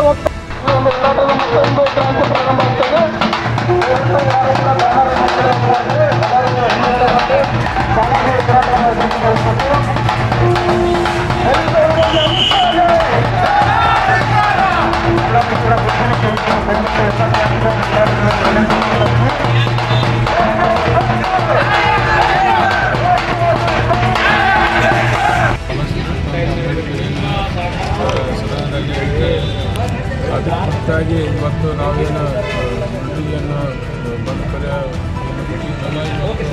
ಎಲ್ಲ ಇವತ್ತು ಅಂಗಡಿಯಲ್ಲಿರ್ಬೋದು, ಇವತ್ತು ಎಲ್ಲ ಪೊಲೀಸ್ ಇಲಾಖೆ ಎಲ್ಲರೂ ಇವತ್ತು ಯಶಸ್ವಿ ಮಾಡಿದ್ದಾರೆ.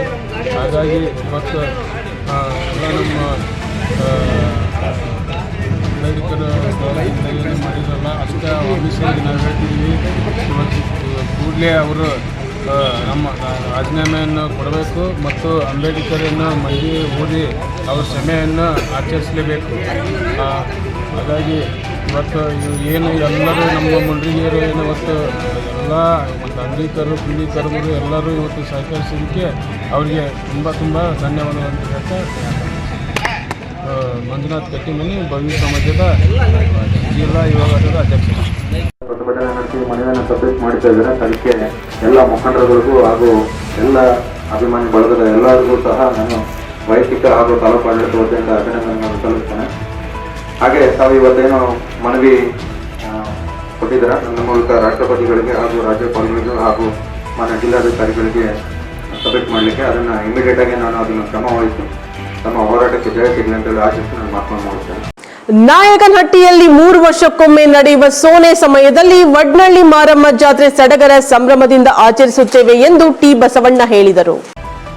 ನಾಯಕನಹಟ್ಟಿ ಸಮೀಪದ ಹಳೆ ಮಾದಯ್ಯನಹಟ್ಟಿ ಗ್ರಾಮದಲ್ಲಿ 3 ವರ್ಷಕ್ಕೊಮ್ಮೆ ನಡೆಯುವ ಸೋನೆ ಸಮಯದಲ್ಲಿ ವಡ್ನಳ್ಳಿ ಮಾರಮ್ಮ ಜಾತ್ರೆ ಸಡಗರ ಸಂಭ್ರಮದಿಂದ ಆಚರಿಸುವಂತೆ ಮಾಜಿ ಪಟ್ಟಣ ಪಂಚಾಯತ್ ಸದಸ್ಯ ಟಿ ಬಸವಣ್ಣ ಹೇಳಿದರು. ನಂತರ ಮಾತನಾಡಿದ ಅವರು, ನಮ್ಮ ಗ್ರಾಮ ಶಾಂತಿಗಾಗಿ ಮಕ್ಕಳಿಗೆ ಒಳ್ಳೆಯದಾಗಲಿ ಎಂದು ಮುಂಜಾನೆಯ 5 ಸಮಯದಲ್ಲಿ ಊರಿನ ಮುಖಂಡರು ಸೇರಿ ಪ್ರತಿ ವರ್ಷ ಶಾಂತಿ ಹೋಮ ಪೂಜೆ ಮಾಡುತ್ತೇವೆ ಎಂದರು. ಪ್ರತಿ ವರ್ಷದಂತೆ ಜನವರಿಯ ತಿಂಗಳಿನಲ್ಲಿ ಊರು ಮಾರಮ್ಮ ಜಾತ್ರೆ ಮಾಡುತ್ತೇವೆ ಅಥವಾ ಊರ ಹಬ್ಬ ಎಂದು ಕರೆಯುತ್ತೇವೆ. ನಾಯಕನಹಟ್ಟಿ ಪ್ರಮುಖ ಬೀದಿಯಿಂದ ಮಾದನಹಟ್ಟಿ ಗ್ರಾಮಕ್ಕೆ ವಡ್ನಳ್ಳಿ ಮಾರಮ್ಮ ಆ ಊರಲ್ಲಿ ವಿಶ್ರಾಂತಿ ತೆಗೆದುಕೊಂಡು ಜೇನಿಗಿ ಹಳ್ಳದ ಮುಖಾಂತರ ವಡ್ನಳ್ಳಿಗೆ ಹೊರಟಲು. ಐತಿಹಾಸಿಕ ಶ್ರೀ ಗುರು ತಿಪ್ಪೇರುದ್ರ ಸ್ವಾಮಿ ಕಟ್ಟಿಸಿದಂತಹ ದೊಡ್ಡ ಕೆರೆಗೆ ಮಾರಮ್ಮ ದೇವಿ ಕರೆದುಕೊಂಡು ಜಳಕ ಮಾಡಿಕೊಂಡು ಬಂದಿದ್ದೇವೆ. ಈ ಹಬ್ಬವನ್ನ ಪೂರ್ವಿಕರ ಕಾಲದಿಂದಲೂ ಆಚರಿಸಿಕೊಂಡು ಬಂದಿದ್ದೇವೆ ಎಂದರು. ಈ ಸಂದರ್ಭದಲ್ಲಿ ಮಾದನಹಟ್ಟಿ ಗ್ರಾಮಸ್ಥರು ಭಕ್ತಾದಿಗಳು ಉಪಸ್ಥಿತರಿದ್ದರು. Harish NKS TV news Nayakanahatti. Basavanna ಅಂತ ನಾವು ಮಾದನಹಟ್ಟಿ ಗ್ರಾಮದಿಂದ ಪ್ರತಿ ವರ್ಷ ಈ ಶೂನ್ಯ ತಿಂಗಳಲ್ಲಿ ಮಾರಮ್ಮ ಜಾತ್ರೆ ಮಾಡ್ತೀವಿ. ಅದಕ್ಕೆ ನಾವು ಊರಪ್ಪ ಅಂತೇಳಿ ಮಾರಮ್ಮನ ಬಿಡಿಸ್ಕೊಂಡು ಗಂಗೆ ಪೂಜೆಗೆ ಅಂತೇಳಿ ದೊಡ್ಡ ಕೆರೆಗೆ ಹೋಗಿ ಗಂಗೆ ಪೂಜೆ ಮುಗಿಸ್ಕೊಂಡು ಇವಾಗ ನಮ್ಮ ಊರಿಗೆ ಗ್ರಾಮಕ್ಕೆ ಹಿಂತಿರುಗ್ತಾ ಇದ್ದೀವಿ. ನಾಯಕನಹಟ್ಟಿಯಲ್ಲಿ ರಾಜಬೀದಿಯಲ್ಲಿ ನಾವು ಮೆರವಣಿಗೆ ಮುಖಾಂತರ ದೇವಿ ಹೋಗಿ ಮಾದನಹಟ್ಟಿ ಇವತ್ತು ಸೇರ್ತಾವೆ. ಗುರುವಾರ ದಿನ ಬೆಳಗ್ಗೆ 11 ಗಂಟೆ ಗುಡಿ ತುಂಬುತ್ತೆ. ಇದು ಪ್ರತಿ ವರ್ಷ ಕೂಡ ಪೂರ್ವಿಕರು ನಮ್ಮ ತಾತ ಮುತ್ತಾತ ಕಾಲದಿಂದ ನಾವು ಶ್ರಾವಣ ಯಾವುದೋ ಶೂನ್ಯ ತಿಂಗಳಲ್ಲಿ ಜನವರಿ ತಿಂಗಳಲ್ಲಿ ನಾವು ಈ ಹಬ್ಬ ಆಚರಣೆ ಮಾಡ್ತಾಯಿದ್ವಿ. ಊರಿಗೆ ಶಾಂತಿಗಾಗಿ ಊರಿಗೆ ಇವತ್ತು ಅನ್ನ ಕಲಿತು ಊರಿಗೆ ಸ್ವರ್ಗ ಹಾಕಿ ಎಲ್ಲ ನಾವು ಶಾಂತಿ ಮಾಡ್ಕೊಂಡು ಊರಿಗೆ ಮಕ್ಕಳು ಮರೆಲ್ಲ ಚೆನ್ನಾಗಿರಲಿ ಅಂತೇಳಿ ಆಚರಣೆ ಮಾಡ್ತಾಯಿದ್ವಿ. 3 ವರ್ಷಕ್ಕೊಂದ್ಸರಿ ಇದು ಹಬ್ಬನ ನಾವು ಜನವರಿ ತಿಂಗಳಲ್ಲಿ ಶೂನ್ಯದ ಮಾಸದಲ್ಲಿ ಮಾಡ್ಕೊಂಬರ್ತೀವಿ. 3 ವರ್ಷಕ್ಕೊಂದ್ಸರಿ ದೇವಿನ ಊರೊಳಗಡೆ ಬಿಡ್ಸ್ಕೊಂಡು ಹೋಗಿ ಗಂಗೆ ಪೂಜೆ ಮುಗಿಸ್ಕೊಂಡು ಬರ್ತೀವಿ. ತಿರ್ಗ 3 ದಿನ ಬಿಟ್ಟು ಗುಡಿ ತುಂಬುತ್ತೀವಿ. 3 ದಿನದಲ್ಲಿ ಗುಡಿ ತುಂಬುತ್ತೆ ದೇವರು. ಅದರಿಂದ ಊರ ಶಾಂತಿಗಾಗಿ ನಾವು ನೈಟೆಲ್ಲ ಜನ ಎದ್ದಿದ್ದು ಆಚರಣೆಗಳು ಕೆಲವು ಕಾರ್ಯಕ್ರಮಗಳಿದ್ದಾವೆ. ಸಂಪ್ರದಾಯ ಕಾರ್ಯಕ್ರಮ ಮುಗಿಸಿ ಬೆಳಗಿನ ಜಾವ ನಾವು ಅನ್ನ ಶಾಂತಿ ಮಾಡ್ತೀವಿ ಊರಿಗೆ. ಇತರ ದಿನ ಬೆಳಗ್ಗೆ ಗುರುವಾರ ಬೆಳಗ್ಗೆ ದೇವ್ರ ಗುಡಿ ತುಂಬ. ಕೂಡ್ಲಿಗಿ ತಾಲೂಕಿನ ಅಯ್ಯಗಳ ಮಲ್ಲಾಪುರ ಗ್ರಾಮದಲ್ಲಿ ಮದ್ಯ ಅಕ್ರಮ ತಡೆಯುವಂತೆ ಕ್ರಮಕ್ಕೆ ಒತ್ತಾಯ. ರಾಜ್ಯ ಅಬಕಾರಿ ಆಯುಕ್ತರಿಗೆ ಗ್ರಾಮಸ್ಥರಿಂದ ದೂರು. ವಿಜಯನಗರ ಜಿಲ್ಲೆ ಕೂಡ್ಲಿಗಿ ತಾಲೂಕಿನ ಅಯ್ಯಗಳ ಮಲ್ಲಾಪುರದಲ್ಲಿ ಹಲವು ವರ್ಷಗಳಿಂದಲೂ ಮದ್ಯ ಅಕ್ರಮ ಮಾರಾಟ ತಡೆಯುವಂತೆ ಗ್ರಾಮದ ಪ್ರಜ್ಞಾವಂತ ಯುವಕರು ಹೋರಾಟಗಾರ ಪ್ರವೀಣ್ ನೇತೃತ್ವದಲ್ಲಿ ಬೆಂಗಳೂರಿನಲ್ಲಿರುವ ರಾಜ್ಯ ಅಬಕಾರಿ ಇಲಾಖೆಯ ಆಯುಕ್ತರಿಗೆ ದೂರು ಸಲ್ಲಿಸಿದ್ದಾರೆ. ಗ್ರಾಮದ ಹೋರಾಟಗಾರರ ಹಾಗೂ ಗ್ರಾಮಸ್ಥರ ಪರವಾಗಿ ಗ್ರಾಮದ ಯುವ ಮುಖಂಡ ಹಾಗೂ ಹೋರಾಟಗಾರರಾದ ಪ್ರವೀಣ್ ಕುಮಾರ್ ಅವರು ಜನವರಿ 18ರಂದು ಬೆಂಗಳೂರಿನಲ್ಲಿರುವ ರಾಜ್ಯ ಅಬಕಾರಿ ಇಲಾಖೆ ಆಯುಕ್ತರ ಕಚೇರಿಗೆ ಖುದ್ದಾಗಿ ಭೇಟಿ ನೀಡಿದ್ದು, ಅವರು ನೇರವಾಗಿ ಅಧಿಕಾರಿಗಳನ್ನ ಸಂಪರ್ಕಿಸಿ ಗ್ರಾಮದ ಮಧ್ಯ ಅಕ್ರಮ ಜರುಗುತ್ತಿರುವ ಬಗ್ಗೆ ದೂರನ್ನು ಸಲ್ಲಿಸಿದ್ದಾರೆ. ಹಲವು ದಶಕಗಳಿಂದ ಗ್ರಾಮದಲ್ಲಿ ಮದ್ಯ ಅಕ್ರಮ ಮಾರಾಟ ಹಾಗೂ ಸಾಗಾಟ ಎಗ್ಗಿಲ್ಲದೆ ಜರುಗುತ್ತಾ ಇದ್ದು, ಇವರಿಗೆ ಅವರನ್ನ ಮಾಲು ಸಮೇತ ಹಿಡಿಯುವಲ್ಲಿ ಮನಸ್ಸು ಮಾಡುತ್ತಿಲ್ಲ ಅಧಿಕಾರಿಗಳು ಎಂಬ ಪ್ರಶ್ನೆ ಗ್ರಾಮದ ಪ್ರಜ್ಞಾವಂತರಲ್ಲಿ ಕಾಡ್ತಿದೆ. ಮದ್ಯ ಅಕ್ರಮ ಮಾರಾಟ ಹಗಲಿರುಳು ಎಡೆಬಿಡದೆ ಜರುಗುತ್ತಿದೆ. ಮದ್ಯ ಸಾಗಾಣಿಕೆಯು ಹಾಡು ಹಗಲಿರುತ್ತಿದೆ ಎಂದು ಹೋರಾಟಗಾರ ಅಧಿಕಾರಿಗಳಲ್ಲಿ ದೂರಿದ್ದಾರೆ. ವಿಜಯರುಷ್ಬೇಂದ್ರ NKSTV4 ಕೂಡ್ಲಿಗಿ. ಪಾವಗಡದಲ್ಲಿ ಸಾರ್ವಜನಿಕರ ಕುಂದುಕೊರತೆ ಸಭೆ ಹಾಗೂ ಅಹವಾಲು ಸ್ವೀಕಾರ ಕಾರ್ಯಕ್ರಮ ಹಮ್ಮಿಕೊಳ್ಳಲಾಯಿತು. ಸಾರ್ವಜನಿಕರ ಕುಂದುಕೊರತೆ ಸಭೆ ಹಾಗೂ ಅಹವಾಲು ಸ್ವೀಕಾರ ಕಾರ್ಯಕ್ರಮ ಹಮ್ಮಿಕೊಳ್ಳಲಾಗಿತ್ತು. ಸರ್ಕಾರಿ ಇಲಾಖೆಯಲ್ಲಿ ಕೆಲಸ ಮಾಡುವ ಅಧಿಕಾರಿಗಳು ತಮ್ಮ ಸಮಸ್ಯೆಗಳನ್ನು ಬಗೆಹರಿಸುತ್ತಾರೆ ಎಂಬ ನಿರೀಕ್ಷೆ ಇಟ್ಟುಕೊಂಡು ಬರುವ ಜನರನ್ನ ಯಾವುದೇ ಕಾರಣಕ್ಕೂ ನಿರಾಸೆಗೊಳಿಸಬಾರದು ಎಂದು ಲೋಕಾಯುಕ್ತ SP ಲಕ್ಷ್ಮೀನಾರಾಯಣ್ ತಿಳಿಸಿದರು. ಪಟ್ಟಣದ SSK ಸಮುದಾಯ ಭವನದಲ್ಲಿ ಬುಧವಾರ ಜಿಲ್ಲಾಡಳಿತ, ಜಿಲ್ಲಾ ಪಂಚಾಯಿತಿ, ತಾಲೂಕು ಆಡಳಿತ, ತಾಲೂಕು ಪಂಚಾಯಿತಿ ಹಾಗೂ ಲೋಕಾಯುಕ್ತ ತುಮಕೂರು SP ಲಕ್ಷ್ಮೀನಾರಾಯಣ್ ಹಾಗೂ ಇನ್ಸ್ಪೆಕ್ಟರ್ ಮೊಹಮ್ಮದ್ ಸಲೀಂ ಅವರ ನೇತೃತ್ವದಲ್ಲಿ ಕುಂದುಕೊರತೆ ಮತ್ತು ಅಹವಾಲು ಸ್ವೀಕರಿಸುವ ಕಾರ್ಯಕ್ರಮದಲ್ಲಿ ಅವರು ಮಾತನಾಡುತ್ತಾ, ಸಾರ್ವಜನಿಕರ ಸಮಸ್ಯೆ ಮತ್ತು ದೂರುಗಳನ್ನು ಪರಿಹರಿಸಲು ಪ್ರಥಮ ಆದ್ಯತೆ ನೀಡಬೇಕು, ಅವರ ಬೇಡಿಕೆಗಳಿಗೆ ಸ್ಪಂದಿಸಬೇಕು, ಸರ್ಕಾರ ಮತ್ತು ಇಲಾಖೆಯ ಕಾರ್ಯನಿರ್ವಹಣೆಗೆ ಬಗ್ಗೆ ಜನರು ಹೊಂದಿರುವ ಒಳ್ಳೆಯ ಭಾವನೆಯನ್ನ ಕಾಪಾಡಿಕೊಳ್ಳಬೇಕು ಎಂದು ತಿಳಿಸಿದರು. ಇನ್ನು ಕನ್ನಮೇಡಿ, ವೈಎನ್ ಹೊಸಕೋಟೆ, ಪನ್ನ ಸಮುದ್ರ, ರೊಪ್ಪ ಗ್ರಾಮ ಪಂಚಾಯಿತಿ ಸೇರಿದಂತೆ ಹಲವು ಗ್ರಾಮ ಪಂಚಾಯಿತಿಗಳ ವಿರುದ್ಧ ಸಾರ್ವಜನಿಕರು ದೂರು ಸಲ್ಲಿಸಿದ್ರು. ಒಟ್ಟು 22 ದೂರುಗಳ ಅರ್ಜಿಗಳನ್ನು ಸಲ್ಲಿಸಿದ್ದಾರೆ. ಇದರ ಪೈಕಿ ತಹಸೀಲ್ದಾರ್ ಕಚೇರಿಗೆ 5, ಪೊಲೀಸ್ಗೆ 3, EO ತಾಲೂಕು ಪಂಚಾಯಿತಿಗೆ 9, ADLR 1, ಪುರಸಭೆಗೆ 2, ಅಬಕಾರಿ 1, ತುಮಕೂರು ವಾಲ್ಮೀಕಿ ಸಂಘ 1, ಒಟ್ಟು 22 ಅರ್ಜಿಗಳನ್ನು ವಿವಿಧ ಇಲಾಖೆಗಳ ವಿರುದ್ಧ ದೂರು ಸಲ್ಲಿಸಲಾಗಿದೆ. ಇದಕ್ಕೆ ಲೋಕಾಯುಕ್ತ SP ಮಾತನಾಡಿ, ಅಧಿಕಾರಿಗಳು 15 ದಿನಗಳಲ್ಲಿ ಸಮಸ್ಯೆ ಬಗೆಹರಿಸಲು ವರದಿ ನೀಡಲು ತಿಳಿಸಿದರು. ಈ ವೇಳೆ ತಹಸೀಲ್ದಾರ್ ವರದರಾಜು, EO ಜಾನಕಿರಾಮ್, ಪುರಸಭೆ ಮುಖ್ಯಾಧಿಕಾರಿ ಜಾಫರ್ ಶರೀಫ್, CPI ಸುರೇಶ್, ಗಿರೀಶ್, BEO ಇಂದ್ರಾಣಮ್ಮ, ಸರ್ಕಾರಿ ನೌಕರರ ಸಂಘದ ಅಧ್ಯಕ್ಷ Ravikumar, RI Narayanagowda, PW AEE Anil Kumar ಸೇರಿದಂತೆ ಅನೇಕರು ಉಪಸ್ಥಿತರಿದ್ದರು. Anil Yadav, NKSTV4 news, Pavagada.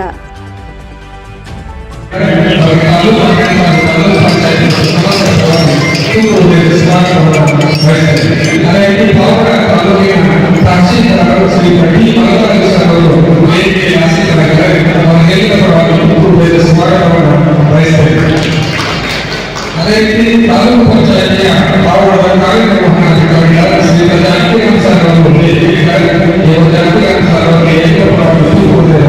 ಸ್ಮಾರಕಗಳನ್ನು ಬಯಸಿದೆ. ಅದೇ ರೀತಿ ಪಾವಗಡ ಪುರಸಭೆ ಮುಖ್ಯಾಧಿಕಾರಿಗಳಾಗಿರುವಂತಹ ಶ್ರೀಯುತ ಜಾಫರ್ ಶರೀಫ್ ಅವರಿಗೆ ತುಮಕೂರು ಸ್ಮಾರಕವನ್ನು ಬಯಸಿದೆ. ಪಾವಗಡದ ಪೊಲೀಸ್ ಗುಪ್ತ ನಿರೀಕ್ಷಕರಾಗಿರ್ತಕ್ಕಂಥ ಶ್ರೀಯುತ ಸುರೇಶ್ ಅವರಿಗೆ ಪರವಾಗಿ ತುಮಕೂರು ಸ್ಮಾರಕವನ್ನು ಬಯಸಿದೆ. ಪಾವಗಡ ಗುಪ್ತ ನಿರೀಕ್ಷಕರಾದ ಶ್ರೀಯುತ ಗಿರೀಶ್ ಈಗ ರೀಸೆಂಟಾಗಿ 2020ರಿಂದ 2025 ಈ 3ನೇ ಬಾರಿ ಚಿಂತಾಣಿ ಅಂದ್ರೆ ಶಾಲಾ ಸಂಸ್ಥೆಯ 3 ಸರಿ ಕಟ್ಟಿ ಇಟ್ಟು ಈಗ ಕಟ್ಟಿದ್ದಾರೆ.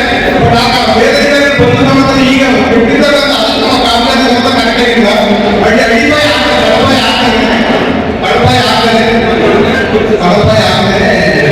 ಇದು ಮಾಡ್ತಿದ್ದಾರೆ. ಅದಕ್ಕೆ 20,000 ಮೇಲೆ ಕಂಪ್ಲೇಂಟ್ ಕೊಟ್ಟಿದ್ವಿ. 20,000 ಕಂಪ್ಲೇಂಟ್ ಮಾಡಿ 2 ದಿನ ಆಯಿತು, 25 ದಿನ 2 ದಿನ ಆಯಿತು. ಬಟ್ ಅವರು ಕಂಪ್ಲೇಂಟ್ ಕೈಗೊಂಡಿಲ್ಲ. ಈ ಸಾರ್ವಜನಿಕರಿಗೆ ಗೊತ್ತಾಗಿ ಬಂದು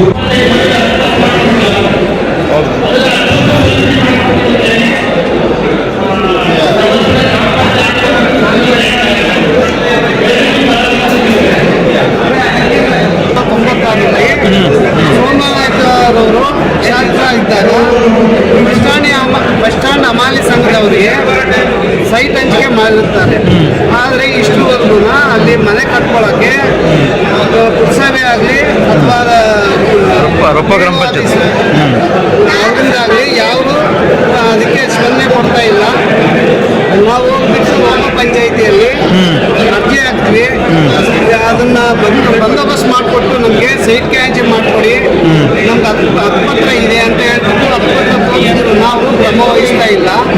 ಅದಕ್ಕೆ ಕಾವಂದ್ರಾದ ಲೋಕಾಯುಕ್ತ ಸಾಹೇಬ್ರವರು ದಯಮಾಡಿ ನಮಗೆ ನ್ಯಾಯ ತೋರಿಸ್ಕೊಡ್ಬೇಕಂತ ಹೇಳ್ಬಿಟ್ಟು ನಾವು ಕೇಳ್ಬೋದು. ದ್ವಿಚಕ್ರ ವಾಹನ ಸವಾರರು ಕಡ್ಡಾಯವಾಗಿ ಹೆಲ್ಮೆಟ್ ಧರಿಸಲು KR Pete town police sub inspector Sumarani ಮನವಿ. ಕೆಆರ್ಪೇಟೆ ಪಟ್ಟಣದಲ್ಲಿ ರಸ್ತೆ ಸುರಕ್ಷತಾ ಸಂಚಾರ ನಿಯಮಗಳು ಜಾರಿಗೆ. ದ್ವಿಚಕ್ರ ವಾಹನಗಳ ಸವಾರರು ಕಡ್ಡಾಯವಾಗಿ ಹೆಲ್ಮೆಟ್ ಧರಿಸಲು KR Pete town police inspector Sumarani ಮನವಿ. ತಾಲೂಕಿನ ದ್ವಿಚಕ್ರ ವಾಹನ ಸವಾರರು ಕಡ್ಡಾಯವಾಗಿ ಹೆಲ್ಮೆಟ್ ಧರಿಸಿ ವಾಹನ ಚಾಲನೆ ಮಾಡಬೇಕು. ರಸ್ತೆ ಸುರಕ್ಷತಾ ನಿಯಮಗಳನ್ನು ಕಡ್ಡಾಯವಾಗಿ ಪಾಲಿಸಬೇಕು. ಇಲ್ಲದಿದ್ದರೆ ಸ್ಥಳದಲ್ಲಿಯೇ ದಂಡ ವಿಧಿಸುವ ಜೊತೆಗೆ ಕ್ರಿಮಿನಲ್ ಮೊಕದ್ದಮೆ ದಾಖಲಿಸಲಾಗುವುದು ಎಂದು ಖಡಕ್ ಸಂದೇಶ ನೀಡಿದರು.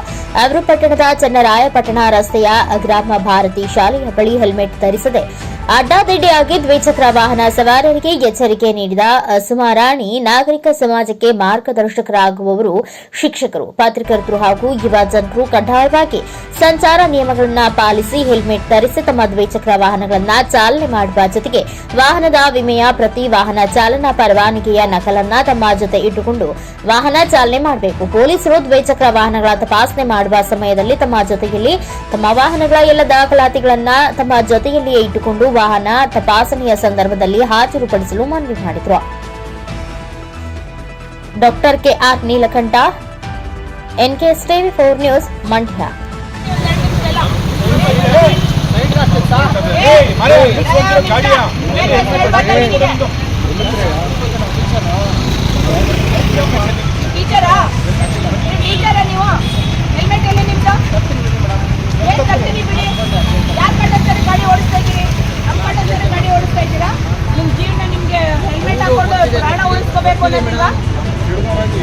ಎಷ್ಟು ವಾದ ಮಾಡ್ತೀರಿ? ಎಷ್ಟು ವಾದ ಮಾಡ್ತೀರಾ?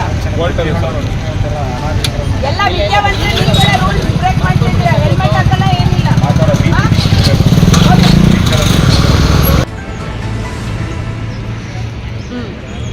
ಹೆಲ್ಮೆಟ್ ಅಲ್ಲಿ ಬೇಜಾರು ಹೆಲ್ಮೆಟ್ ಹಾಕೋಕೆ.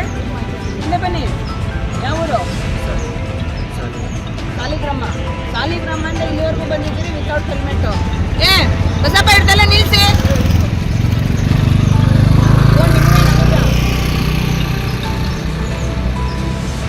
ಹೆಲ್ಮೆಟ್ ಜೀವ ಉಳಿಸ್ಕೊಡ್ಬೇಕು ಅನ್ನೋ ಆಸಕ್ತಿ ಈಗ ಇದೆ ತಾನೆ, ಮತ್ತೆ ಯಾಕೆ ಹೆಲ್ಮೆಟ್ ಹಾಕಲ್ಲ?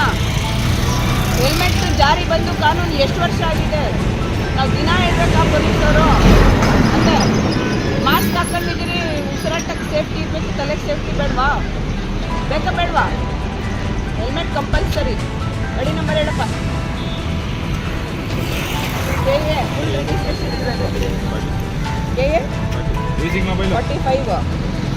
ಹಾಂ, ನಾಗೇಗೌಡ್ರೆ ಗಾಡಿ ನಿಲ್ಸ್ರಿ. ಯೂಸಿಂಗ್ ಮೊಬೈಲ್ ಫೋನ್ ಗಾಡಿ ನಿಲ್ಸಿ. ನಿಮ್ಮ ಬ್ಯಾಗು ಜೀಪಲ್ಲಿ ಎತ್ತಿಡಿ. ಗಾಡಿ ಬಸವ ಕ್ಯೂ ಗಾಡಿ ನಂಬರ್ A02 JK 1295. ನಿಮ್ಮ ಡ್ರೈವಿಂಗ್ ಲೈಸೆನ್ಸ್ ಇದೆಯಾ?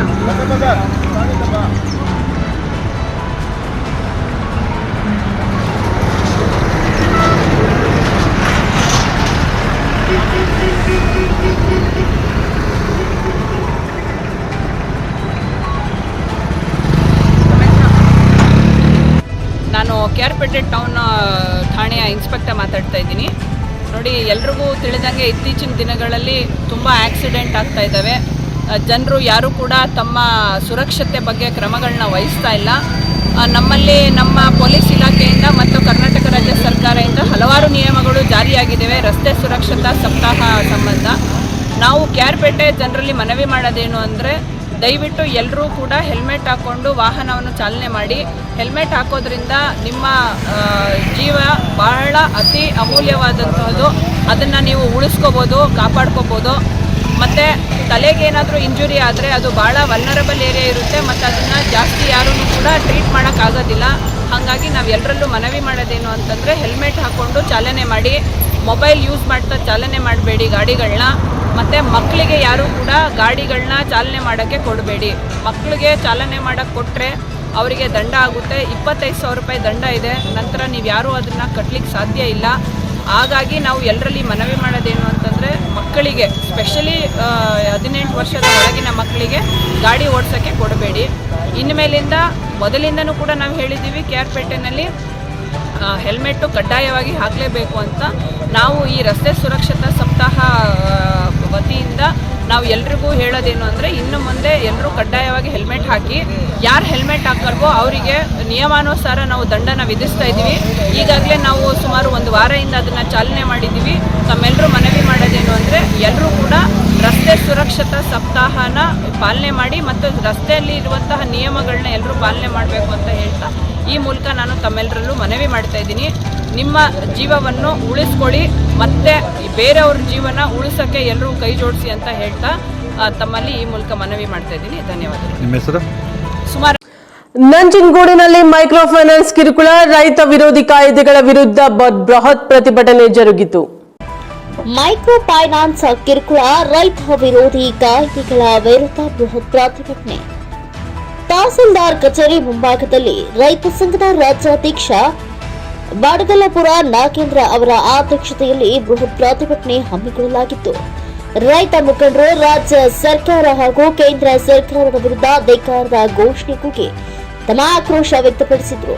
ರಾಜ್ಯದ ಮುಖ್ಯಮಂತ್ರಿ ಸಿದ್ದರಾಮಯ್ಯ ತವರು ಜಿಲ್ಲೆ ಮೈಸೂರಿನ ನಂಜನಗೂಡು ತಾಲೂಕಿನಲ್ಲಿ ಮೈಕ್ರೋ ಫೈನಾನ್ಸ್ ಸಿಬ್ಬಂದಿಗಳ ಕಿರುಕುಳ ಮಿತಿ ಮೀರಿ ನಡೆಯುತ್ತಿದೆ. ಮೈಕ್ರೋ ಫೈನಾನ್ಸ್ ಸಿಬ್ಬಂದಿಗಳ ಕಾಟವನ್ನ ತಾಳಲಾರದೆ ಚಾಮರಾಜನಗರ, ಮೈಸೂರು ಜಿಲ್ಲೆಯ ಹಳ್ಳಿಗಳಲ್ಲಿ ಸಾಕಷ್ಟು ಕುಟುಂಬಗಳು ಗ್ರಾಮಗಳನ್ನ ತೊರೆದಿವೆ. ಮನೆಯಲ್ಲಿದ್ದ ವೃದ್ಧರು ಮತ್ತು ಪುಟ್ಟ ಮಕ್ಕಳು ಸೇರಿದಂತೆ ಕುರಿ, ಮೇಕೆ, ಜಾನುವಾರುಗಳನ್ನ ಬಿಟ್ಟು ಮಾನಕ್ಕೆ ಹೆದರಿ ಗ್ರಾಮ ತೊರೆದು ನಾಪತ್ತೆಯಾಗಿದ್ದಾರೆ.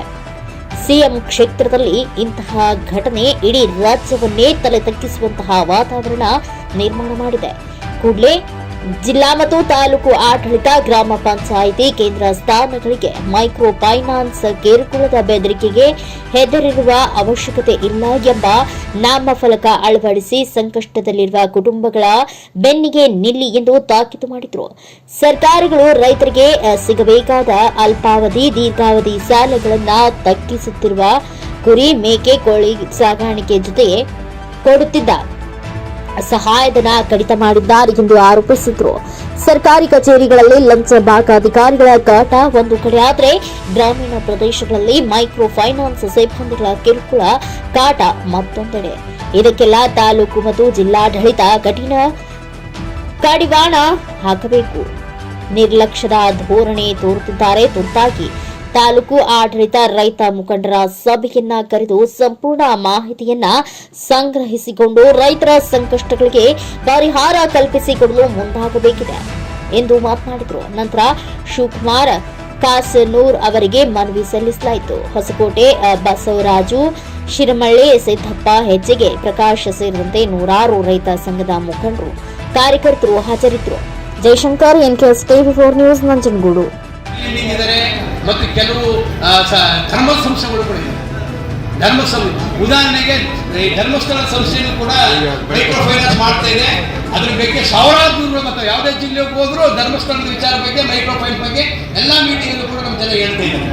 ಅದು ಕೂಡ ಶೋಷಣೆ ಮಾಡ್ತೇವೆ ಅಂತ ನಾವು ವೀರೇಂದ್ರ ಹೆಗಡೆ ರಿಕ್ವೆಸ್ಟ್ ಮಾಡ್ತೀವಿ. ಧರ್ಮಸ್ಥಳ ಬಹಳ ಹೆಸರು ಗಳಿಸಿದೆ. ಹೆಸರಿಗೆ ಧರ್ಮಸ್ಥಳ, ಅದು ಧರ್ಮಸ್ಥಳದ ಕೇಂದ್ರ ನೀವು ಇದಾಗಿ ಒಪ್ಪಿಕೊಂಡು ಮುಖ್ಯಸ್ಥರಾಗಿ ಬೇರೆ ರೀತಿ ವ್ಯವಸ್ಥೆ ಮಾಡಕ್ಕೆ ಹೋಗ್ಬೇಡಿ. ಈಗ ಇಲ್ಲಿ ನಿಲ್ಲಿಸ್ಬಿಡಿ, ಚಾಲನೆ ಬೇಡ, ನಮಗೆ ಶೋಷಣೆ ಮಾಡೋದಂತೂ ಬೇಡ. ಈ ಥರದ್ದು ಕೆಲವು ಖಾಸಗಿ ಸಂಸ್ಥೆಗಳಿದ್ದಾವೆ. ಸಣ್ಣ ಪುಟ್ಟ ಅವರು ಏನೇನು ರಿಜಿಸ್ಟರ್ ಮಾಡ್ಕೊಂಡ್ಬಿಟ್ಟು ಆಧಾರ್ ಕಾರ್ಡು ಎಲ್ಲ ತಗೊಂಡು ನಮ್ಮ RTCಗಳು, ಪ್ಯಾನ್ ಕಾರ್ಡು ಎಲ್ಲವನ್ನೂ ಇಟ್ಕೊಂಡ್ಬಿಟ್ಟು ಎಬ್ಬೆಟ್ಟು ಸಾಲ ಕೊಡಿಸ್ಬಿಟ್ಟು ಈ ಬ್ಯಾಂಕ್ ನೋಟಿಸ್ ಕೊಡ್ತಿದ್ದ. ರೈತ ಸಂಘ ಹೋಗಿ ನ್ಯಾಯ ಕೇಳಬೇಕಾಯಿತು, ಮುಂದಕ್ಕೆ ಹಾಕಿ ಸ್ವಲ್ಪ ಅಂತ ಸರ್ಕಾರದ ಮುಂದೆ ಹೋರಾಟ ಮಾಡೋದಾಯಿತು. ಈ ಮೈಕ್ರೋ ಫೈನಾನ್ಸ್ ಅವರು ತೋಳ್ಬಲ ತೋರಿಸ್ಕೊಂಡು ಎದುರಿಸಿ ಸಾಲ ವಸ್ತು ಮಾಡ್ತಾರೆ. ತೋಳ್ಬಲ ರೌಡಿಗಳನ್ನು ವಸ್ತು ಇಟ್ಕೊಂಡಿದ್ದಾರೆ. ಅವೆಲ್ಲ ಇಟ್ಕೊಂಡು ಅವ್ರ ಬಾಡಿ ನೋಡೋದು ಎಡ್ಕೊಬೇಕು. ಕಾಂತಿ ಮನೆಗೆ ಹೋಗಿ ಕೂತ್ಕೊತಾರೆ. ವಯಸ್ಸಾಗಿರೋರು ಮನೆಗೆ ಹೋಗಿ ಕೂತ್ಕೊಂಡು ಸಾಲ ಕೊಡೋಕೆ ಹೋಗೋದು ಭಾಳ ಕಿರುಕುಳ ಕೊಡ್ತಾರೆ. ಈ ಕಿರುಕುಳ ತಪ್ಪಿಸ್ಬೇಕು ಅಂದ್ರೆ ರೈತ ಚಳವಳಿ ಹೋರಾಟ ಮಾಡಲೇಬೇಕು. ಅದಕ್ಕೆ ನಾವು ಮುಖ್ಯಮಂತ್ರಿಗೆ ಆಗಲೇ ಪತ್ರ ಬರೆದಿದ್ದೀವಿ. ಮುಖ್ಯಮಂತ್ರಿಯವರು ಕೂಡ ಆಹ್ವಾನಿಸಿದೀವಿ ಚಳವಳಿಗೆ ಬನ್ನಿ, ಸಹಕಾರ ನೀಡಿ, ನಬಾರ್ಡ್ ಚಳವಳಿ ಅಂತ ಮೈಕ್ರೋ ಫೈನಾನ್ಸ್ ಬಗ್ಗೆ ಏನು ಕ್ರಮ ತಗೊಂಡ್ರೆ ಅಲ್ಲೇ ಬಂದು ಹೇಳಿ ಮುಖ್ಯಮಂತ್ರಿ ಬರ್ತಾರೋ ಸರ್ಕಾರ ಯಾರು ಬರ್ತಾರೆ ಗೊತ್ತಿಲ್ಲ. ಸಂಘದಿಂದ ಆಹ್ವಾನಂತೂ ಹೋಗಿರೋರು. ಮೈಕ್ರೋ ಫೈನಾನ್ಸ್ ಬಗ್ಗೆ ಆ ತಡೆ ಹಿಡಿಯೋದ್ರ ಬಗ್ಗೆ ಎಲ್ಲ ಜಿಲ್ಲಾಧಿಕಾರಿಗಳಿಗೂ ಸೂಚನೆ ಕೊಟ್ಟು ಅದು ಕಿರುಕುಳ ತಪ್ಪಿಸೋದು ತಾತ್ಕಾಲಿಕವಾಗಿ ನಾವು ಹೇಳ್ತೇವೆ. ಕಾಯಂ ತಪ್ಪಿಸೋಕ್ಕೆ ಅದಕ್ಕೊಂದು ಕಾಯ್ದೆನೇ ತರಬೇಕು. ಗುಣಮಟ್ಟ ಕಾಯ್ದೆ ಇಲ್ಲ. ಆ ನೀತಿಯಲ್ಲಿ ಮೈಕ್ರೋ ಫೈನಾನ್ಸ್ಗಳು ಇಡಬೇಕು ಅನ್ನೋ ಬಗ್ಗೆ ಒಂದು ಸೂಕ್ತವಾದ ಕಾನೂನು ಬೇಕು. ಈಗಾಗಲೇ ಚಾಮರಾಜನಗರದಲ್ಲಿ DC ಅವರು ಅಲ್ಲಾಗಿರೋ ಘಟನೆಗೋಸ್ಕರ ತಾತ್ಕಾಲಿಕವಾಗಿ ಕೊಟ್ಟಿದ್ದಾರೆ, ಸಹಾಯವಾಣಿ ಮಾಡಿದ್ದಾರೆ ಹೊರತು ಕಾಯಂ ಆಗಿ ಇದಕ್ಕೊಂದು ಪರಿಹಾರ ಸಿಗಬೇಕು ಅಂತಂದ್ರೆ ರಾಜ್ಯ ಸರ್ಕಾರ ಒಂದು ಕಾಯ್ದೆನ ತಂದು ಮೈಕ್ರೋ ಫೈನಾನ್ಸ್ ತಡೆಗಟ್ಟುವಂತ ಕೆಲಸವನ್ನು ಮಾಡಬೇಕಾಗುತ್ತೆ. ಮತ್ತು ಕೇಂದ್ರ ಸರ್ಕಾರ ಹೆಚ್ಚೆಚ್ಚು ಸಾಲ ಕೊಡುವಂಥದ್ದು ನಾವು 29 ಗೊತ್ತಾ ಇದ್ದೀವಿ. ನಮ್ಮ 10,000 ಜನ ಹೋಗ್ಬೇಕು, ನಮ್ಮ ಮೈಸೂರು ಜಿಲ್ಲೆಗೆ 2,000 ಜನ ಹೋಗ್ಬೇಕು ತೀರ್ಮಾನ ಇದೆ ಮನೆ ಮೀಟಿಂಗಲ್ಲಿ. ಯಾವತ್ತು ಹೋರಾಟ? ನಮ್ದು 29ನೇ ತಾರೀಕು, ಈ ತಿಂಗಳು 29ನೇ ತಾರೀಕು ಬೆಂಗಳೂರಿನಲ್ಲಿ 20 ಕರ್ನಾಟಕದಲ್ಲಿ 83ನೇ ಸ್ಥಾಪನೆ ಆದದ್ದು. ನಮ್ಗೆ ಇವತ್ತು 0% 5 ಲಕ್ಷದವರೆಗೆ ಸಾಲ ಸಿಗ್ತಾ ಇದೆ. ಯಡಿಯೂರಪ್ಪನವರಿದ್ದಾಗ 1% ಸಾಲ 3 ಲಕ್ಷ ಕೊಡ್ತಿದ್ರು. ಸಿದ್ದರಾಮಯ್ಯ ಸರ್ಕಾರ ಬಂದರೆ 0 ಮಾಡಿದ್ರು, 5 ಲಕ್ಷಕ್ಕೆ ಹೆಚ್ಚಿದ್ದಾರೆ. ಕಳೆದ ವರ್ಷ 29,22,000 ಜನಕ್ಕೆ ನಮ್ಮ ಪ್ರಾಥಮಿಕ ಕೃಷಿ ಪತ್ತಿನ ಸಹಕಾರ ಸಂಘಗಳ ಮುಖಾಂತರ ಅಲ್ಪಾವಧಿ ಸಾಲ ಅಂದರೆ ಕೃಷಿ ಸಾಲ ನಮ್ಗೆ ಸಿಕ್ಕಿತ್ತು. 5 ಲಕ್ಷ ಕೆಲವರು ಸಿಕ್ಕಿತ್ತು. ಅದಕ್ಕೆ ಕೆಲವರು 60,000 70,000 ನಮ್ಮ ಭೂಮಿ ಮತ್ತು ಒಂದು ಬೆಳೆ ಏನು ಬೆಳಿತೀವಿ ಅದ್ರ ಮೇಲೆ ಸಾಲ ಕೊಡ್ತೇವೆ. 5,600 ಕೋಟಿ ಇತ್ತು ಹೋದ್ಸರಿ, 5,600 ಕೋಟಿ. ಈ ವರ್ಷ 2,340 ಕೋಟಿಗೆ ಇಳಿಸಿದ್ದಾರೆ. 58% ಸಾಲವನ್ನು ತಗ್ಗಿಸಿದ್ದಾರೆ. ನಾವು 30 ಲಕ್ಷ ತಗೋತಿದ್ದೋ ಈ ವರ್ಷ 10 ಲಕ್ಷ ಜನಕ್ಕೂ ಸಾಲ ಸಿಗಲ್ಲ. ನಿಮ್ಮ ಸೊಸೈಟಿ 3 ಕೋಟಿ ಸಾಲ ಕೊಡ್ತಿದ್ರೆ ಸರಿ 1 ಕೋಟಿ ಕೊಡೋಕ್ಕೆ ಸಾಧ್ಯ. ಈ ಥರ ಆಗಿದೆ. ಒಂದು ಕಡೆ ಅಲ್ಪಾವಧಿ ಸಾಲಕ್ಕೆ ಕೆಟ್ಟಿತ್ತು, ಮತ್ತೊಂದು ಕಡೆಯಿಂದ 3% ಇಂಟ್ರೆಸ್ಟಲ್ಲಿ 15 ಲಕ್ಷವರೆಗೆ ಮಧ್ಯಮಾವಧಿ ಮತ್ತು ದೀರ್ಘಾವಧಿ ಸಾಲ ಸಿಗ್ತಿದೆ ನಮಗೆ, ಕೃಷಿ ಅಭಿವೃದ್ಧಿ ಬೇರೆ ಬೇರೆ ಕಾರಣಕ್ಕೆ. ಈಗ ಅದಕ್ಕೆ ಹೆಚ್ಚು ಬಡ್ಡಿ ತರ್ತಿದ್ರೆ ನಾವು ಬಡ್ಡಿ ಕೊಡ್ತಿದ್ದೋ, ಈಗ ಅದಕ್ಕೂ ಕೂಡ ಹೊಡೆತ ಬೀಳುತ್ತೆ. ಎಲ್ಲಕ್ಕಿಂತ ಮುಖ್ಯವಾಗಿ ಪಶುಪಾಲನೆ ಮಾಡಿದ್ರೆ, ಕುರಿ ಸಾಕಿದ್ರೆ, ಕೋಳಿ ಸಾಕಿದ್ರೆ, ಮೀನು ಸಾಕಿದ್ರೆ, ಹಂದಿ ಸಾಕಿದ್ರೆ, ಕೃಷಿ ಪುಸ್ತಕವಾದ ಯಾವ ಚಟುವಟಿಕೆ ಆದರೆ ಕೇಂದ್ರ ಮತ್ತು ರಾಜ್ಯ ಸರ್ಕಾರದ ಸಹಾಯಧನ ಸಿಕ್ತಿತ್ತು ನಮಗೆ. ಅದು ಸಹಾಯಧನ ಕೂಡ ಕಟ್ತಾ ಇದೆ. ಅಂದರೆ ರೈತರು ಈಗಾಗಲೇ ಸಾಲ ಸುಳ್ಳು ಸಿಕ್ಕಿದ್ದೀವಿ. ಸರ್ಕಾರಿ ಈ ಥರ ಉತ್ತೇಜನ ಸಾಲ ಬೇಕಾಗಿತ್ತು, ಕಡಿತ ಬಿದ್ದರೆ ನಾವು ವಾಣಿಜ್ಯ ಬ್ಯಾಂಕಿಗೆ ಹೆಚ್ಚು ಬಡ್ಡಿ ಕೊಟ್ಟು ಹೋಗ್ಬೇಕಾದ ಪರಿಸ್ಥಿತಿ ಇದೆ. ವಾಣಿಜ್ಯ ಬ್ಯಾಂಕ್ ಸಾಲ ತರಕ್ಕೆ ಹೋದ್ರೆ ಸಿಬಿಲ್ ಅಪ್ಲೈ ಆಗುತ್ತೆ, ನಮಗೆ ಸಿಬಿಲ್ ಅಪ್ಲೈ ಆಗುತ್ತೆ. ರೈತರು ಯಾರು ಕೂಡ ಸಿಬಿಲ್ ಸರಿಯಾಗಿ ಇಟ್ಕೊಳ್ಳೋಕ್ಕಾಗಲ್ಲ, ನಾವು ಸಾಲ ತೀರ್ಸೋಕ್ಕಾಗಲ್ಲ. ಅಲ್ಲಿ ನಾವು ಸಾಲದಿಂದ ವಂಚಿತ ಆಗ್ತೀವಿ. ಖಾಸಗಿ ಸಾಲಕ್ಕೆ ಹೋಗ್ಬೇಕು. ಖಾಸಗಿ ಸಾಲಕ್ಕೆ ಹೋದ್ರೆ ಈಗ ಮೈಕ್ರೋ ಫೈನಾನ್ಸ್ ಅವಧಿ ಹೆಂಗಾಗಿದೆ ಇವತ್ತು. ಗಂಡಸರು ಸಾಲ ಮಾಡ್ತಿದ್ದೆ ಹಿಂದೆ, ಈಗ ಹೆಂಗಸರು ಸಾಲ ಮಾಡೋದು ಅಭ್ಯಾಸ ಮಾಡ್ಬಿಟ್ಟಿದ್ದೀವಿ. ಮೈಕ್ರೋ ಫೈನಾನ್ಸಲ್ಲಿ ಇವತ್ತು ನಮ್ಮ ಹೆಗ್ಗೋಡಿಲಿ ಚಾಮರಾಜನಗರ ಜಿಲ್ಲೆಯ ನಂಜನಗೂಡು ಹತ್ತಿರ ಇರುವಂಥ ಹೆಗ್ಗೋಡಿ ಗ್ರಾಮದಲ್ಲಿ ಹೆಂಗಾಗಿದೆ ಸಂತಮಣಿ ಪಕ್ಕ 3 ಊರೇ ತೊರೆದಿದ್ದಾರೆ. 3 ಜನ ಹೆಣ್ಮಕ್ಳು ಆತ್ಮಹತ್ಯೆ ಮಾಡ್ಕೊಂಡಿದ್ದಾರೆ. ಕರ್ನಾಟಕದ ಇವತ್ತು ನಾವು ಚಾಮರಾಜನಗರದಿಂದ ಬೀದರ್ಗೆ ಹೋದ್ರೂ ಕೂಡ ಪ್ರತಿ ಹಳ್ಳಿಯಲ್ಲೂ ಕೂಡ ಮೈಕ್ರೋ ಫೈನಾನ್ಸ್ ಅವಧಿ ಜಾಸ್ತಿ ಇದೆ. ಇದರಿಂದ ಇವತ್ತು ಭಾಳಷ್ಟು ಸಂಕಷ್ಟಕ್ಕೀಸಾಗಿರುವಂಥ ರೈತರು ಹೆಣ್ಮಕ್ಳು ಮತ್ತು ಇವರು ಕೃಷಿ ಸಾಲ ವಾಪಸ್ ಸಾಲ ತೀರ್ಸಕ್ಕಾಗದೆ ಊರು ಬಿಟ್ಟೋಗ್ಬೇಕು, ಇಲ್ಲ ಅಂತಂದರೆ ಆತ್ಮಹತ್ಯೆ ಮಾಡ್ಕೋಬೇಕು ಅಂತ ಪರಿಸ್ಥಿತಿ ಇದೆ. ಊರು ಬಿಟ್ಟೋದ್ರೆ ನಮಗೆ ಪರಿಹಾರ ಇಲ್ಲ, ಆತ್ಮಹತ್ಯೆ ಮಾಡ್ಕೊಂಡ್ರು ನಮಗೆ ಪರಿಹಾರ ಇಲ್ಲ. ನಾವು ಇದಕ್ಕೆ ಕೇಂದ್ರ ಸರ್ಕಾರನೇ ಪ್ರಶ್ನೆ ಮಾಡಿ ರಿಸರ್ವ್ ಬ್ಯಾಂಕ್ ಮುಂದೆ ನಾವು ಈ ತಿಂಗಳ 29ನೇ ತಾರೀಕು 10,000ಕ್ಕಿಂತ ಹೆಚ್ಚು ಜನ ಸೇರಿ ರಿಸರ್ವ್ ಬ್ಯಾಂಕ್ ಮುಂದೆ ಪ್ರತಿಭಟನೆ ಮಾಡೋಕ್ಕೆ ಹಾಕೊಂಡಿದ್ದೀವಿ. ರಿಸರ್ವ್ ಬ್ಯಾಂಕ್ ಮುಂದೆ ಪ್ರತಿಭಟನೆ ಮಾಡೋಕ್ಕೆ ಹಾಕೊಂಡಿದ್ದೀವಿ. ಮೈಕ್ರೋ ಫೈನಾನ್ಸ್ ಹಿಂದೆ ಯಾರಿದ್ದಾರೆ? ರೈತ ವಿರೋಧಿ ಕಾನೂನು ರಾಜ್ಯ ಮತ್ತು ಕೇಂದ್ರ ಸರ್ಕಾರಕ್ಕೆ ಬರಲೇ ಗಾಂಧಿ ಹೋರಾಟ, ಎಲ್ಲಿಯ ತನಕ ಹೋರಾಟ, ಭ್ರಷ್ಟಾಚಾರ ಅಧಿಕಾರಿಗಳಿಗೆ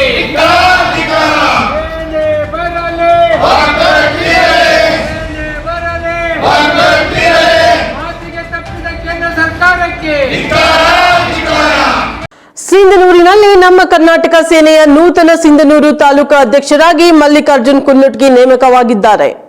ಕನ್ನಡ ನಾಡು ನುಡಿ, ನೆಲ, ಜಲ, ಕಲೆ, ಸಂಸ್ಕೃತಿ, ಭಾಷೆಗೆ ಧಕ್ಕೆ ಬಂದಾಗ ನಿರಂತರವಾಗಿ ಹೋರಾಟ ಮಾಡುತ್ತಾ ಬಂದಿರುವ ಕನ್ನಡ ಪರ ಹೋರಾಟಗಾರ ಬಸವರಾಜ್ ಪಡ್ಕೋಣೆ ಬಣ ನಮ್ಮ ಕರ್ನಾಟಕ ಸೇನೆಯ ನೂತನ ಸಿಂಧನೂರು ತಾಲೂಕಾ ಅಧ್ಯಕ್ಷರಾಗಿ ಮಲ್ಲಿಕಾರ್ಜುನ್ ಕೊನ್ನಟಗಿ ನೇಮಕಗೊಂಡರು. ಸಿಂಧನೂರಿನಲ್ಲಿ ನಡೆದ ನಮ್ಮ ಕರ್ನಾಟಕ ಸೇನೆಯ ತಾಲೂಕಾ ಮಟ್ಟದ ಸಭೆಯಲ್ಲಿ ನಮ್ಮ ಕರ್ನಾಟಕ ಸೇನೆಯ ರಾಜ್ಯಾಧ್ಯಕ್ಷರಾದ ಬಸವರಾಜ್ ಕಡ್ಕೋಣೆಯವರ ಆದೇಶದ ಮೇರೆಗೆ ರಾಯಚೂರು ಜಿಲ್ಲಾಧ್ಯಕ್ಷ ಕೊಂಡಪ್ಪ ಅವರು ತಾಲೂಕು ನೂತನ ಅಧ್ಯಕ್ಷರಾಗಿ ಮಲ್ಲಿಕಾರ್ಜುನ್ ಕೊನ್ನಟಗಿ ಅವರಿಗೆ ನೇಮಕ ಮಾಡಿ ಆದೇಶ ಪತ್ರವನ್ನ ನೀಡಿದರು. Venkatesh Naik, NKS TV 4 Sindhanur. ಕ್ಷಮೆ ಇಲ್ಲ ಅಂತ ಕೇಳ್ತಾ ಇದ್ವಿ.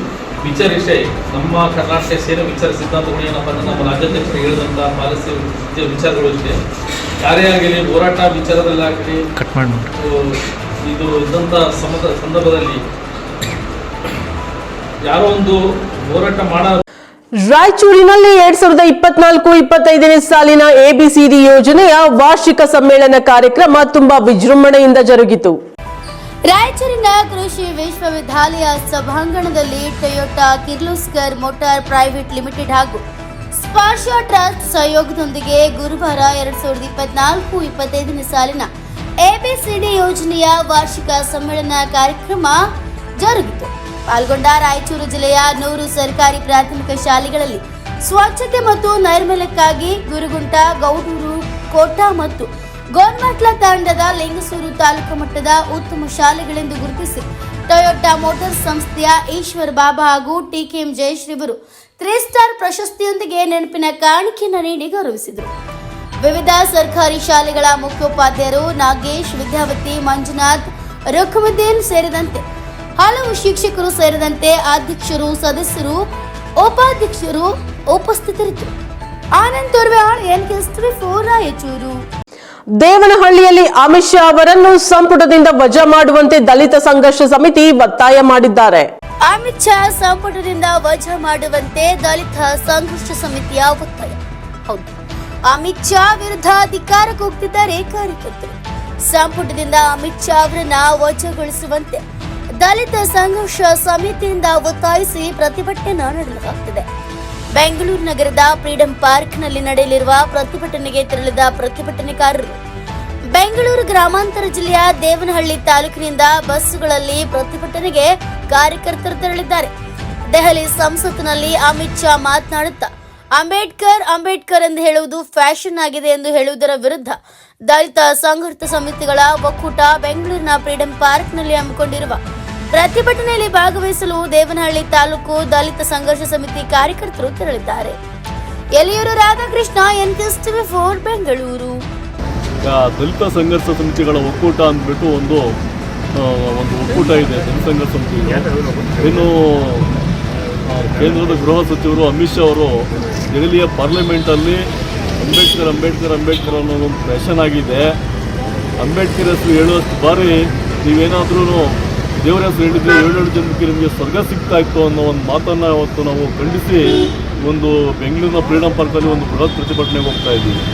ಏನಂದರೆ ಇವತ್ತು ಸಂವಿಧಾನ ವರ್ಸಸ್ ಮನುವಾದ ಒಂದು ಶಿಕ್ಷೆಗೆ ಹೇಳಿ ಇವತ್ತು ಏನು ಸಂಘಿಗಳು ನಮ್ಮನ್ನ ಸಂವಿಧಾನದ ಮೇಲೆ ಅವರು ಮಾಡಿದಂಥ ಅಮಾನುಷ್ಯವಾದ ಮತ್ತು ಅದನ್ನು ಟೀಕೆ ಮಾಡುವಂಥ ಒಂದು ಇದಕ್ಕೆ ಬ್ರೇಕ್ ಆಗಬೇಕು. ಮತ್ತು ಸಂವಿಧಾನದ ಬಗ್ಗೆ, ಬಾಬಾ ಸಾಹೇಬರ ಬಗ್ಗೆ ಮಾತಾಡೋಂಥ ರಾಜಕಾರಣಿಗಳಿಗೆ ಇವತ್ತು ಅವರು ಕಿರುಕುಳಗಳನ್ನು ಕೊಡುವಂಥ ಒಂದು ಇಡಿ ಮತ್ತು CBIಗಳನ್ನು ಬಿಟ್ಟು ಅವರನ್ನು ಮಟ್ಟ ಹಾಕುವಂಥ ಒಂದು ಇದನ್ನು ನಾವು ಇವತ್ತು ಖಂಡಿಸ್ತಾ ಇದ್ದೀವಿ. ಟೋಟಲಾಗಿ ಇವತ್ತು ಏನಾಗ್ತಾ ಇದೆ ಅಂದರೆ ಅಂಬೇಡ್ಕರ್ ವಿಚಾರಗಳು ಇವತ್ತು ದೇಶದೆಲ್ಲೆಡೆ ಪ್ರಸ್ತುತವಾಗಿವೆ. ಮತ್ತು ಸೋಷಿಯಲ್ ಸಮುದಾಯಗಳು ಏನಿವತ್ತು ಜಾಗೃತರಾಗಿ ಬಾಬಾ ಸಾಹೇಬರ ಒಂದು ವಿಚಾರವಾಗಿ ಇಟ್ಕೊಂಡು ಇವತ್ತು ರಾಜ್ಯಾಂಗ ನಡೀತಾ ಇದೆ, ಅವೆಲ್ಲ ಹೋಗ್ತಾ ಇದ್ದಾರೆ. ಇದನ್ನು ಸಹಿಸ್ತಾ ಇದೆ. ಮೊಟ್ಟಮೊದಲ ಹಿತಾಸಕ್ತಿಗಳು ಬಾಬಾ ಸಾಹೇಬ್ ಅಂಬೇಡ್ಕರನ್ನು ಪದೇ ಟೀಕಿಸ್ತಾ ಇರೋದನ್ನು ನಾವು ತೀವ್ರವಾಗಿ ಖಂಡಿಸ್ತೀವಿ. ಸಂವಿಧಾನದ ಬಗ್ಗೆ ನಿಮಗೆ ಇಷ್ಟ ಇಲ್ಲ ಅಂತ ನೀವು ದೇಶ ಬಿಟ್ಟು ಹೋಗ್ಬೋದು. ಯಾಕಂದರೆ ಈ ದೇಶ ಇವತ್ತು ನಡೀತಾ ಇರೋದು ಸಂವಿಧಾನದ ಒಂದು ರಾಜ್ಯಾಂಗದ ಮೇಲೆ. ಅದರಿಂದ ಸಂವಿಧಾನನ ನೀವು ಒಪ್ಕೊಳ್ಳಿಲ್ಲ ಅಂತಂದರೆ ಈ ದೇಶ ಬಿಟ್ಟು ತೊಲಗಿ ಅಂತ ಹೇಳ್ಬಿಟ್ಟು ಇವತ್ತೊಂದು ಬೃಹತ್ ಹೋರಾಟಕ್ಕೆ ನಾವು ಹೋಗ್ತಾ ಇದ್ದೀವಿ. ಸುಮಾರು ಜನ ಇವತ್ತು ನಾವು ಸುಮಾರು ಒಂದು 8-10 ಬಸ್ಗಳಲ್ಲಿ ನಾವು ಹೋಗ್ತಾ ಇದ್ದೀವಿ ಅಂತ ಹೇಳ್ತಾ ಇದ್ದೀವಿ. ಈ ಒಂದು ಬಾಬಾ ಸಾಹೇಬರ ಹೋರಾಟ ಯಾವತ್ತೂ ಅಷ್ಟು ಪ್ರಸ್ತುತವಾಗಿರ್ತದೆ, ಅದು ಜೀವಂತವಾಗಿರ್ತದೆ ಅಂತ ಹೇಳಿ ಬಯಸ್ತಾ ಇದ್ದಾರೆ. ದಲಿತ ಸಂಘರ್ಷ ಸಮಿತಿಯ ಒಕ್ಕೂಟಗಳಿಂದ ಫ್ರೀಡಂ ಪಾರ್ಕಲ್ಲಿ ಏನು ಪ್ರತಿಭಟನೆ ನಡೀತಾ ಇದೆಯೋ, ಕೇಂದ್ರ ಮಂತ್ರಿಯಾದಂತಹ ಅಮಿತ್ ಶಾ ಅವರು ಅಂಬೇಡ್ಕರ್ ಬಗ್ಗೆ ಮತ್ತು ಸಂವಿಧಾನದ ಬಗ್ಗೆ ಕೇವಲವಾಗಿ ಮಾತಾಡಿದ್ದಾರೆ. ಅವರನ್ನು ಸಂಪುಟದಿಂದ ವಜಾ ಮಾಡಬೇಕು ಮತ್ತು ಅವರನ್ನು ಈ ದೇಶದಿಂದ ಗಡೀಪಾರು ಮಾಡಬೇಕು ಅಂತಂದು ಹೆಚ್ಚಿನ ಸಂಖ್ಯೆಯಲ್ಲಿ ಭಾಗವಹಿಸಿ ಒಂದು ಪ್ರತಿಭಟನೆಯಲ್ಲಿ ಭಾಗವಹಿಸ್ತಾ ಇದ್ದೇವೆ.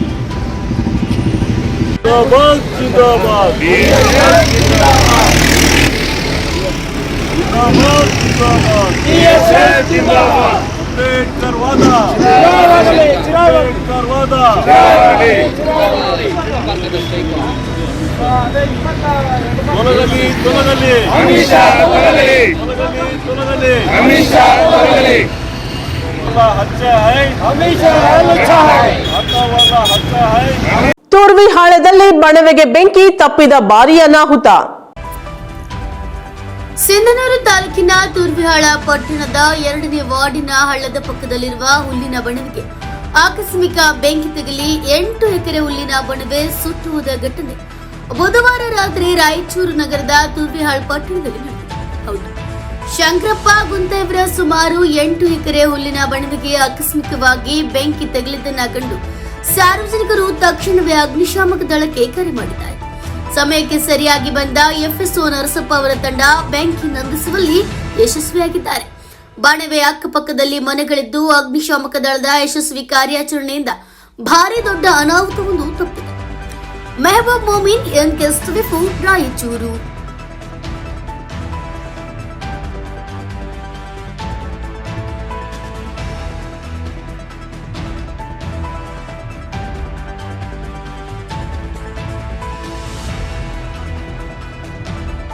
ಶಿರಟ್ಟಿಯಲ್ಲಿ ಆಕಸ್ಮಿಕವಾಗಿ ಮನೆಗೆ ಬೆಂಕಿ, ಸುಟ್ಟು ಕರಕಲಾದ ವಸ್ತುಗಳು. ಮನೆಗೆ ಆಕಸ್ಮಿಕ ಬೆಂಕಿ, ಸುಟ್ಟು ಕರಕಲಾದ ವಸ್ತುಗಳು. ಹೌದು, ಆಕಸ್ಮಿಕವಾಗಿ ಮನೆಗೆ ಬೆಂಕಿ ಬಿದ್ದು ಮನೆಯು ಸುಟ್ಟು ಕರಕಲಾಗಿದೆ. ಅಲ್ಲದೆ ಮನೆಯಲ್ಲಿರುವ ವಸ್ತುಗಳು ಸುಟ್ಟು ಹೋಗಿವೆ. ಅದೃಷ್ಟವಶಾತ್ ಯಾವುದೇ ಪ್ರಾಣಾಪಾಯವಾಗಿಲ್ಲ. ಸ್ಥಳಕ್ಕೆ ಅಗ್ನಿಶಾಮಕ ಸಿಬ್ಬಂದಿ ವರ್ಗದವರು ಬಂದು ಬೆಂಕಿ ನಂದಿಸುವಲ್ಲಿ ಯಶಸ್ವಿಯಾಗಿದ್ದಾರೆ. ಹೌದು, ಈ ಘಟನೆ ನಡೆದಿದ್ದು ಶಿರಹಟ್ಟಿ ಪಟ್ಟಣದ 2ನೇ ವಾರ್ಡ್ಗೆ ಬರುವ ಹಾರಿಪುರದ ಶರಣ್ಣಯ್ಯ ಹೊಸಮಠ ಎಂಬುವರಿಗೆ ಸೇರಿದ ಮನೆಗೆ. ಹೌದು, ಈ ಮನೆಗೆ ಬೆಂಕಿ ಬಿದ್ದಿದ್ದು ಶರಣಯ್ಯ ಹೊಸಪಟ್ ಅವರ ಕೆಲಸಕ್ಕೆ ಹೋದ ಸಮಯದಲ್ಲಿ ಈ ಘಟನೆ ಸಂಭವಿಸಿದೆ. ಅಪಾರ ಪ್ರಮಾಣದ ಹಾನಿಯಾಗಿದೆ ಎಂದು ಮನೆಯ ಮಾಲೀಕರು ತಮ್ಮ ಅಳಲನ್ನ ತೋಡಿಕೊಂಡಿದ್ದಾರೆ.